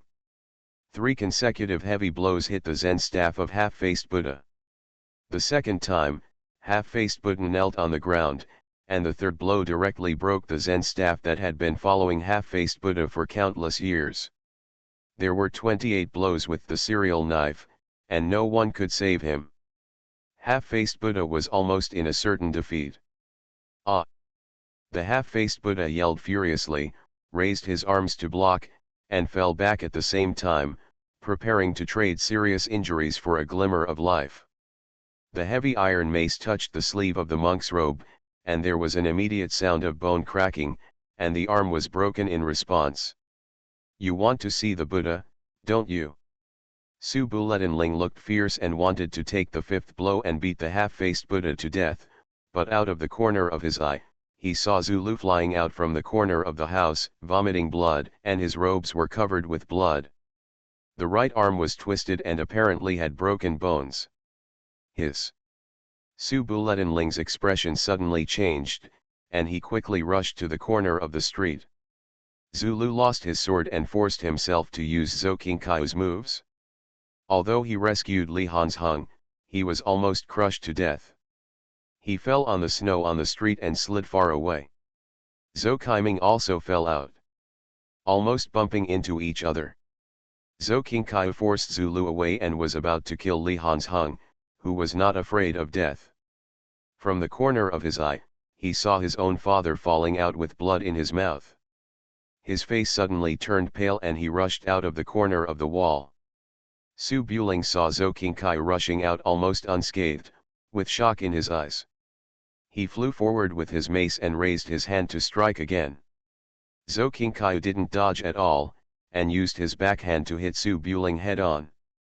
Clang! The 2 blades met and shattered the flying snow in the sky.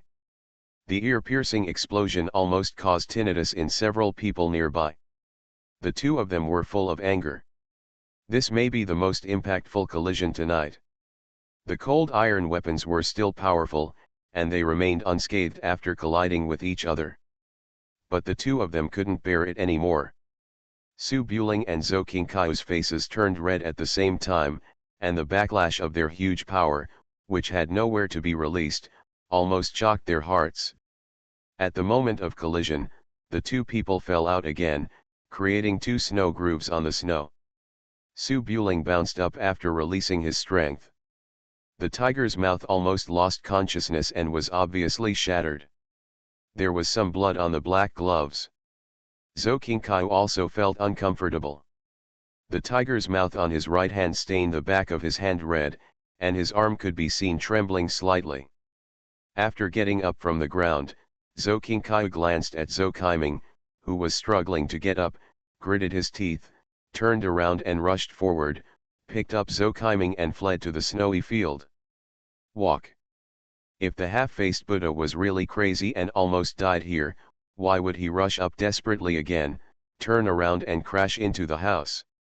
Li Hanzhong was covered in blood, and it was true that he was furious at being attacked, but after being beaten like this, he felt a little guilty and did not chase after him. He quickly ran forward to check Zulu's injuries. Zulu was slightly injured when he killed Shi Jinhai in the inn. He ran over to save people, but was hit on the head and face by Zhou Qingshu. Although there were not many obvious external injuries on his body, there were many fractures and internal injuries caused by blunt objects. The right arm has turned black and blue. Su Buling ran up to him with his mace in hand. He looked down and saw that his life was safe for the time being. He felt a little relieved. But judging from the injury on Zhu Liu's arm, it was unknown whether he would be able to use the sword in the future. These grandchildren. Su Buletinling's face was filled with anger, and he had no time to chat with the two of them. Seeing Zhou Qingkai running away, he raised his hand and waved towards the snow slope, and then called Chai Fengma. Li Hansheng was seriously injured, but a master-level warrior could still bear the pain. Seeing Su Buling's actions, he frowned and said, "If the alliance between the two countries is ruined, there is no need to take risks and force Zhou Qingkai to stay." Su Buling knew that he couldn't keep Zhou Qingkai, but so what? He picked up his mace and got on his horse, saying coldly, "If you dare to beat my father-in-law, if you can't catch up with me, you will scold him to death." As soon as he finished speaking, the horse neighed and rushed out of the street, galloping towards the snowy field. Zulu sat on the ground panting heavily. It was a little difficult to stand up. He looked at his retreating figure and then at the injuries all over his body. At this moment, he could only joke around. "Look at my son-in-law, how filial he is." Li Hanzhen's waist and abdomen were bleeding profusely. He wiped the blood and sweat from his face, tied his waist and abdomen tightly with the rag, and hummed softly. "It's because of filial piety that they coaxed us here without investigating the details. They plotted against me and resisted alone. I suffered such a big secret loss in vain. Suffering a loss is a blessing." Zulu shrugged his shoulders with difficulty, turned to look in the direction of the inn, and said angrily, "Chen Chong, you bastard, haven't you finished beating your mother yet? It's not like you humming don't know that Yan Huilin and I are tied, and we will never finish the fight in this lifetime. Oops, I ran away." The response came from a distance and soon disappeared in the wind and snow. The town was completely quiet, but compared to the original peace and tranquility, now there were only ruins of broken walls all over the streets. The prince is very fierce. Author, Guan Gong Zi. Chapter 820. Outside the Great Wall, it was snowy and windy, the sky and the earth were silent, and there was no light at all after leaving Mazao Ridge. Su Buling carried an iron mace and galloped his horse through the countryside. After the high-intensity bloody battle, his physical strength was huge, his heartbeat was like a drum, and his chest could be seen shaking from his robe. Sweat dripped from his chin, and his soft armor and outer robe were all soaked. Although he was panting like an ox, he was not injured. Riding on the horse was considered a rest, and he still had the strength to curse. The loud scolding sound almost spread throughout the silent countryside. Those with the surname Zhou should run away if they have the right. Could it be that all the northern Qi dynasties are cowards? They bullied many and plotted against others, but they were beaten to death and fled. Let's just change their name to Yu Zhou-chun. The majestic imperial master's butt is facing the enemy. Who the hell are you seducing? You. Little Dehua asks someone like you to be her master. I don't think it's worth it for her. Believe it or not, I will bring her and bring a fat boy to visit you. Screaming and cursing when chasing is also a technical job. It is not just as simple as venting anger. The main purpose is to provoke the general and force the opponent to become so angry that he can't help but turn around and continue to fight. But a person of Zhou Qingkai's level would not be fooled by such a childish provocation. He drove his horse at full speed with Zhou Qiming behind his back, with no intention of looking back. The birthplace of the wind-chasing horse is Mobei. No matter how small the number is, there will never be just a few horses. As a national master, Zhou Qingkai is definitely qualified to ride them. Moreover, Zhou Qingkai has arranged an ambush today, so he has also arranged a retreat.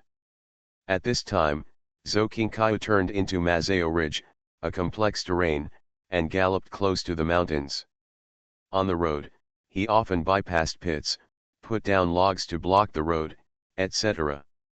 Su Buring wanted to keep Zhou Qingkai, but his vision was too poor at night and he had to pay attention to the road conditions under his feet. If the wind-chasing horse accidentally stepped on the trap rope, the horse's legs would be broken on the spot. Although he could vaguely see the figure in front of him only half a mile away, it was obviously impossible to catch up with him this way. Roadblocks kept passing over him on the road, and the distance was still getting further and further away. Tap tap tap. The two horses galloped one after another and chased them 10 miles away. Su Buling also cursed Chili Di. Zhou Qingkai left without looking back, and his back gradually disappeared into the night, until even the sound of horse hooves could no longer be heard. Su Buling followed the horse's hoof prints on the ground for another half-mile, and the horse's speed gradually slowed down, finally stopping on the hills on the edge of the grassland. The wind and snow swept across the boundless wilderness, and the grassland where the heavy snow fell was like a sea of snow. A few hungry wolves could be faintly seen wandering around, smelling the smell of blood, and it was difficult to see a single figure in the sky and the earth. Pooh! Su Buling turned over and dismounted, spat, and relaxed after the high-load fight. From the top of his head to the soles of his feet, he began to feel sore and fatigued. There was also a stinging pain in the tiger's mouth of his right hand, which was a little uncomfortable. Su Buling took a few breaths, took off the wine gourd from the side of the horse, sat down on the top of the snow hill, raised his head and took a big sip, and calmly began to regulate the almost boiling breath. The big black horse was born on the grassland. He is a natural horse king. He has a bit of nostalgia for this boundless world deep in his bones. At this time, he stood majestically next to him, with two white mists spraying out of his nose. Look, this was once my country. Su Buling had just rested for a while sitting on the snowy ridge. His breath had not calmed down when a crisp sound of ding suddenly came from far behind. It was the sound of the collision of swords, which was very eye-catching in the night. Mazong town was silent, and the few people and merchants were hiding. Some collapsed buildings were ignited with flames, and broken walls were everywhere. It looked like a dead town that had just been affected by war.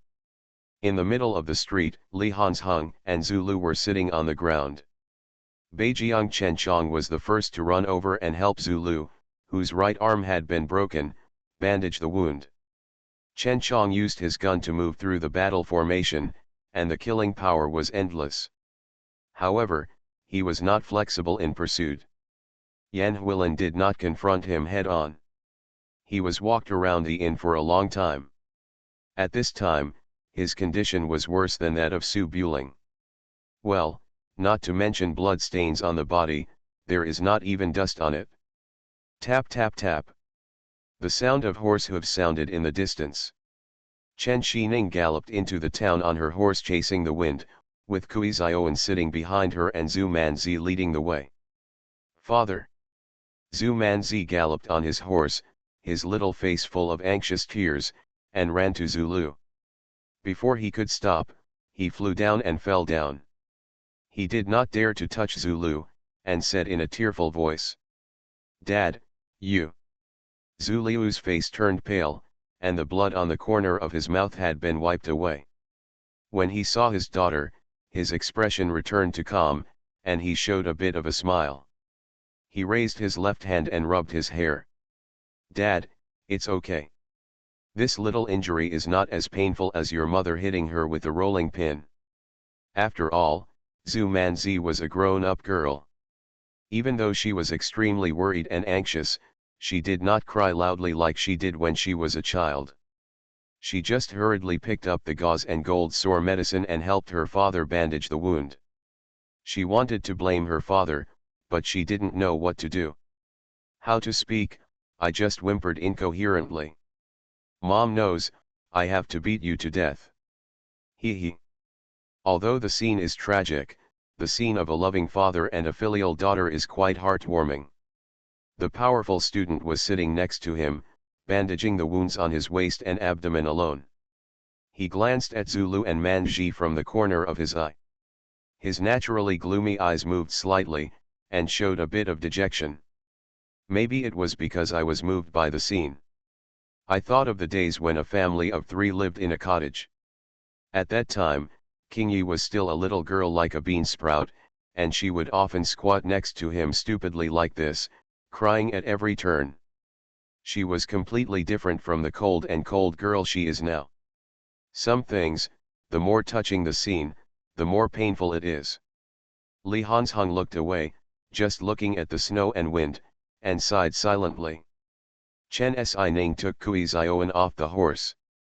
Facing the 3 top gangsters, she didn't know how to greet them. Worried about Su Buletinling's safety, she got on the horse again and ran out of the town, looking for Su Buletinling, who was chasing the enemy, with the little sparrow flying in front. Su Buletinling was chasing Zhou Qingkaiu and had already run far away from the town. Chen Xining had strong tracking and anti-tracking abilities. Following the footprints on the ground that had not been buried by the snow, she followed in the southwest direction, observed carefully, and did not step on the pit that blocked the pursuers.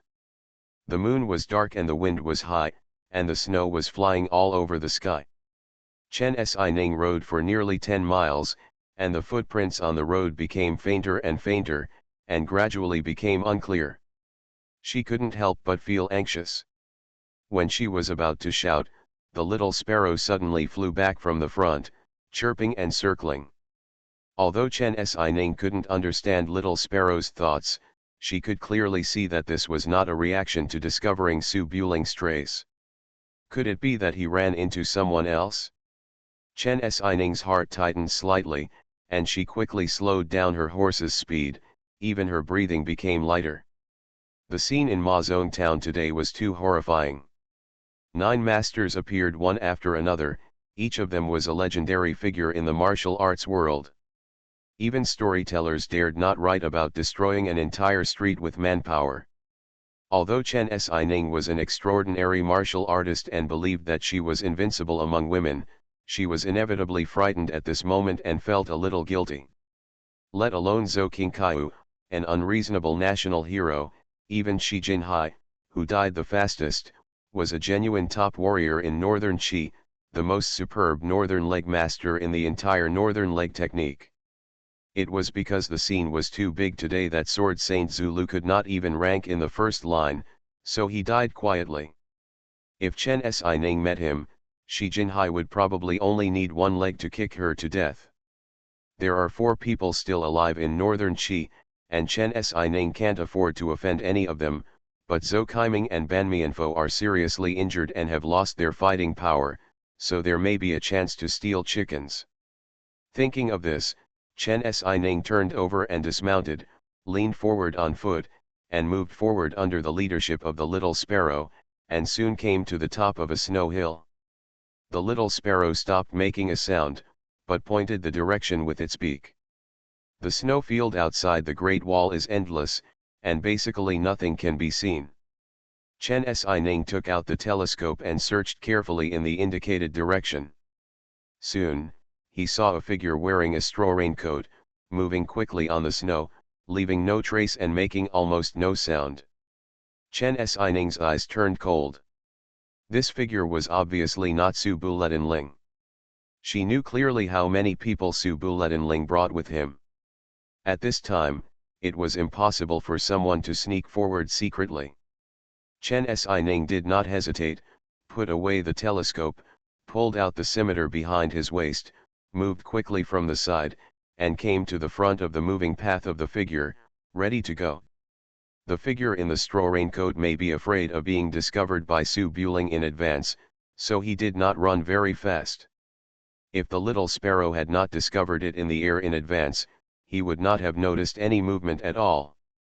Seeing the figure getting closer and closer, Chen Xining held her breath and bent like a cheetah, but she was afraid of accidentally stepping on a landmine, so she chose a safe way to play. She put the scimitar on the long whip, and when the other party just walked near the snow hill, she burst out and whipped the figure in the straw raincoat. Snap! The whip over 10 feet long made a loud explosion, and the momentum was extremely terrifying. The tip of the whip was covered with a scimitar, showing a sharp cold light in the snowy night, like a sickle for mowing grass, sweeping towards the neck of the man in the straw raincoat. Lu Wei, who was sneaking silently, noticed something wrong in his peripheral vision, and the scimitar on his waist had been unsheathed. With a crisp sound of clang, the blade chopped the attacking scimitar. But Chen Xining attacked from the dark, and the scimitar, with the help of the long whip, was surprisingly powerful. Lu Wei hastily drew his sword to block, and although the blade was deflected, it still swept a bloody wound on his shoulder, and the whole person lost balance and fell on the snow. After the opponent attacked, Chen Xining felt that the opponent was not much different from her in strength, and was not the group of perverts just now, so her courage suddenly grew. Die! While Chen Xining pulled back the scimitar with his right hand, he stepped on the frozen ground with both feet and approached directly, and slashed down with another whip in the air. Lu Wei lost the opportunity to be attacked by surprise, fell on the snow, and hurriedly rolled to avoid the second knife, and then rushed to Chen Xining. Chen Xining's whiptail knife cut a groove on the snow. Seeing the opponent stand up and approach, he retreated at the same time, pulled the whip back, and slashed the scimitar at the back of Lu Wei's head. Lu Wei was on guard and ducked to avoid the attack. Before he could get close, Chen Xining, who had the scimitar in her hand, threw it at him again. This time, the scimitar was not on the whip. Lu Wei raised his hand and chopped the scimitar away. He was also 3 steps away from Chen Xining. Just as he was about to raise the knife to chop at Chen Xining, he saw Chen Xining's right hand slamming in the air. Lu Wei's heart was chilled and he turned his body to avoid it, but this time his reaction was obviously half a beat slower. The scimitar pulled back by the thin wire passed by Lu Wei's face, breaking his bamboo hat and cutting a bloody wound on his shoulder that was deep enough to see the bone. While Chen Xining used the green bead in her hand to pull back the silver moon scimitar, she had already sent a side kick, hitting Lu Wei's chest as he turned his body to avoid it. Bang! A powerful kick kicked Lu Wei backwards. Chen Xining followed closely behind, holding the scimitar upside down, like a flying saber-toothed tiger. The tip of the knife stabbed directly at Lu Wei, who lost his balance in the air. Everything happened in a flash, and Lu Wei lost the opportunity due to the sneak attack. If nothing unexpected happened, he would definitely be killed by Chen Xining's trick. Seeing the machete piercing his heart, Lu Wei only had time to forcefully lift the knife and miss the direction of the blade. But just when Chen Xining was about to succeed, the sound of breaking wind suddenly came from the distance, and then there was a crisp sound of ding between the two, and a scabbard flew over, knocking the weapons out of their hands. Chen Xining noticed something was wrong and stepped away, looking cautiously at the source of the sound, ready to run away at any time. Lu Wei saved his life and fell to the ground and rolled several times. Stop! In the wind and snow, Su Buring arrived dozens of steps away without knowing it. Holding the cold iron mace in his hand, he came to Chen Xining in the blink of an eye, his eyes slightly stunned. "Why are you guys fighting? Brother Lu, why are you here?"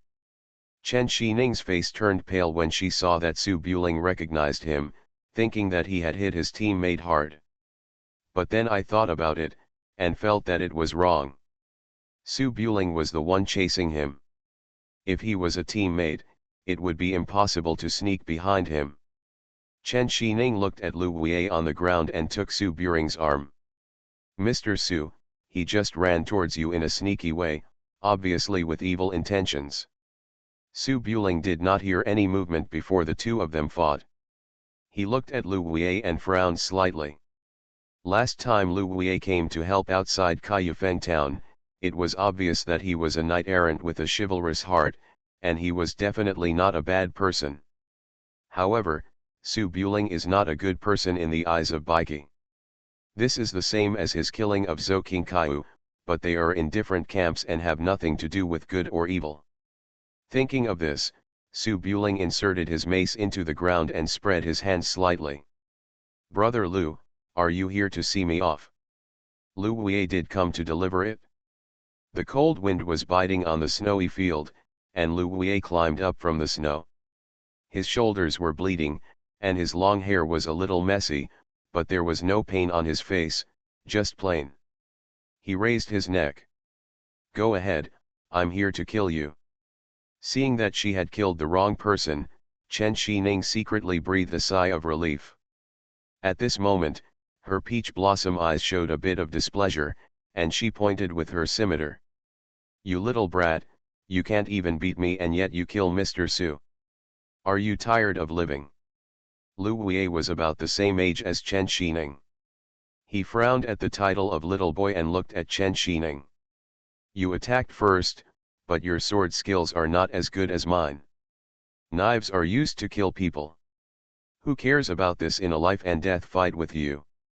Su Buling knew Chen Xining's temper and would not stop him from arguing on this matter all night. He raised his hand to interrupt the two of them, shook his head and said, "Brother Lu can follow you here, and you must have seen the scene in the town. It is not convincing at all to kill me. It is probably more appropriate to say that you want to commit suicide. If you want to commit suicide, I can't kill you without saying anything. Anyway, give a reason." Lu Wei also followed the team of envoys and witnessed everything in Kaiyufeng town. He knew that his martial arts skills could not survive 3 moves under Su Buling's hands. But he came anyway. Because if he didn't come, he wouldn't know what else to do while alive, and death would be a relief. Facing Su Buling's inquiry, Lu Wei was silent for a moment, inserted the knife on the ground, and said calmly, "Is there any wine? Hey, you." Chen Xining was displeased when she saw this sissy girl with a boyish appearance, and wanted to say something, but Su Buling raised her hand to stop her. Su Buling called Chai Feng Ma over, took off the wine gourd from the horse's side, threw it to Lu Wei, then sat down on the snow and took off the glove on his right hand. Chen Xining had been worried about Su Buling's injuries. When she saw blood oozing from Su Buling's mouth and his palms turned blue, he quickly sat down next to him and took out the golden sore medicine and gauze to help bandage it. Chen Xining held Su Buling's right hand and let it go naturally, obeying the emergency. Su Buling had no idea and just looked at the opposite side. After Lu Wei took 2 sips of wine, he threw the wine gourd back to Su Buling. "Mr. Su guessed right last time. I am from the Lu family on the Tianshan Mountains, the second son of Lu Pushun." Su Buling nodded. "Our hometowns are quite close, but the Lu family is in business and has nothing to do with me. You and I seem to have no grudges. Could it be that we are loyal to Northern Qi?" "So be it." Lu Wei looked into the distance and thought for a moment. "When I was a child, I lived at the foot of Tianshan Mountain. Once the emperor came there on patrol. Among the accompanying troops, there was an official lady, the daughter of a wealthy family in Guiyan City." When Lu Wei mentioned Miss Guanjia, he hesitated slightly, looking like an ordinary young man who was embarrassed to speak. Chen Xining was familiar with this plot.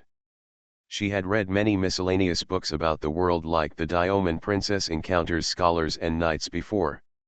She raised her head and asked, "Then you fell in love at first sight and made a private commitment for life?"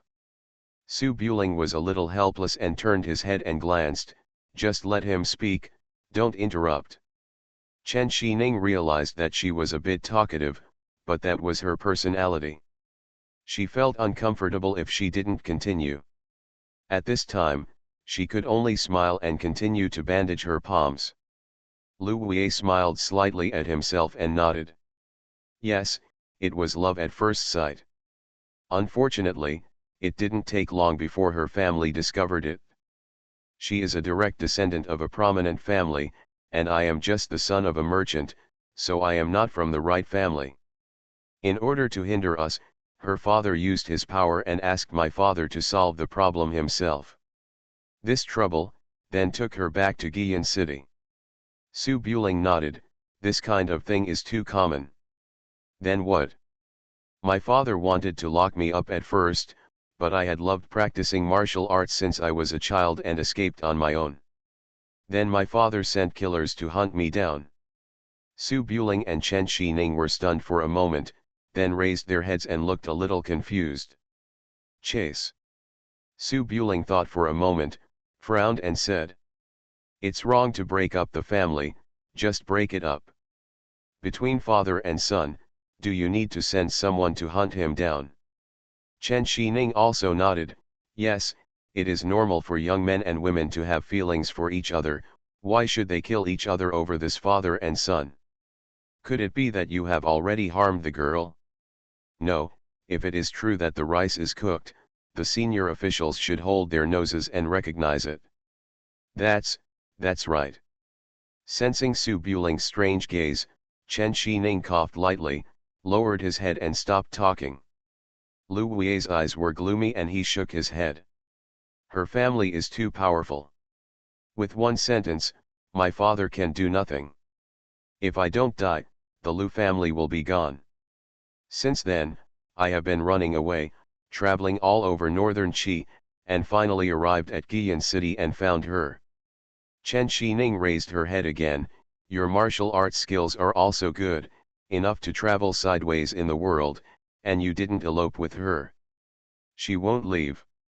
She said that we can't forget the kindness of our parents in raising us, and we can't go against their parents' wishes. She will only meet with me in private, and we will leave together again when things are busy enough. Su Buling finally understood something, and nodded slightly. Then what does this have to do with you coming to kill me? Lu Wei sighed softly. She comes from a family of officials and is very loyal to Deqi. She often helps her father with some things. I am good at martial arts, so she asked me to help her. Oh. Chen Shining nodded thoughtfully. She could understand this. She was also a woman who hated evil very much. She spent all day in the imperial city thinking about eliminating harm for the people, and even went to investigate the case herself. If you have such a confidant, you should also let him help. I helped her kill many people, including those who could and could not be killed, but her tasks were not finished, but more and more. A few days ago, she said that during the visit of the prince and Guanli, when the time comes, I will become the crown princess, and from now on I will be the queen. As long as I kill you, the country of Daki will be stable. Please follow me. If the imperial master fails, I will find an opportunity to make up for it. Chen Shining sat up a little straighter, staring, speechless. Su Buling was a little angry, spread his hands and said. Then you really came? Are you mentally retarded? Yes, that snake-hearted woman is obviously taking advantage of you. She's already married and yet she still asks you to do things. She makes it clear that she doesn't want to be with you. He. Lu Wei showed that bright smile, and there was no sadness or joy in his eyes, only the plainness of nothing is more sad than the death of a heart. Yeah, we can't be together, it's just wishful thinking. That's the way it is. I'm really here to kill you. The reason is ridiculous but it's true. If you didn't intervene, I should have died by this girl's knife. Just do it. Su Buling didn't know what to say and wanted to scold him, but Lu Wei did have a chivalrous heart and didn't know how to scold him. He could only say that he had gone astray. Chen Shining was in the same mood as Su Buling. After hesitating for a moment, she acted like a close sister, shook her head and said. You have no intention of murdering Su Buling. You just came here to die. How can Su Buling kill you? How old are you? There is no need to be so aggressive. It's just a woman. There are so many good women in the world, why hang yourself from a tree? With your martial arts skills and your looks, although you are not as good as Mr. Su, you are still worthy of being a young talent. If you want, what kind of good girl can you not find? Su Buling thought about it and finally followed the advice. I'm so sorry for your sword. Find a cool place and think about it for yourself, and then come out after you have figured it out. As long as a man has skills, why are he afraid that women won't like him? You can train martial arts to the level of me, don't say high-ranking women, even if they are princesses of a country, are still following behind and ogling. Yeah, eh. Chen Xining was about to nod when she suddenly realized something was wrong and her face darkened. A princess of a country? Following behind and ogling? Su Buletinling reacted quickly. When he realized that he had said the wrong thing, he quickly said, I didn't tell you, so don't think about it. Lu Wei did not react at all to this persuasion. He just shook his head and said, people are different. I am different from you. If you don't die here, you will die somewhere else sooner or later. If you die in the hands of the best person in the world, you will at least be worthy of this martial arts. Seeing that he could not be persuaded, Su Buling gave up. He raised his hand and waved. Go away, go away. If you don't listen, just pretend I didn't say anything. Killing you will bury a knot in my heart. Why should I help you get rid of it? He. Lu Wei said nothing more, stood up, pulled out his sword, inserted it into the scabbard, turned around and walked deep into the snow field. Tap tap tap. The footsteps are getting farther and farther. Chen Xining looked at Lu Wei's retreating back, feeling a little contemptuous just now, but now for some unknown reason, she felt a little pitiful. She frowned and said, this kid may not be telling the truth at all. He looks weird. Su Buletinling sighed. The word love is inherently elusive. Without personal experience, you will never understand why people who are deeply involved in it do stupid things that go against common sense. No matter how much you think about it, you will never be able to figure it out. After seeing Lu Wei disappear on the snowy field, Su Buling stood up with his knees in hand. Let's go, it has nothing to do with us. Chen Xining felt the same way. This kind of thing can only be figured out by oneself. No amount of advice from others can help. She stopped thinking about it and followed Su Buling back. Just when Su Buling had just taken a few steps, his body suddenly swayed and he fell to the side.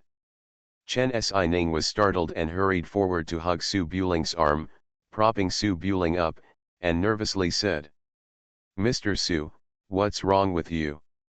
I'm fine, just a little tired, my hands and feet are weak. Su Buling smiled softly, put his arm on Chen Xining's shoulders, and walked back slightly weakly. Chen Xining was very skilled in martial arts, so it was definitely no problem for her to hold Su Buling. She was also concerned about the boundaries between men and women when Su Buling hugged her shoulders, but she felt something was wrong when she took a few steps on the snowy plain. Chen Xining stopped, looked at the two tall horses following behind him, blinked, and looked at Su Buling's crotch. Mr. Su, are you injured there and can't ride a horse? Su Buling's crotch was good, so he was definitely not injured. He turned his head and looked, as if he had just discovered two wind-chasing horses behind him, and nodded gently, oh, yes. He loosened his arms and climbed onto the horses.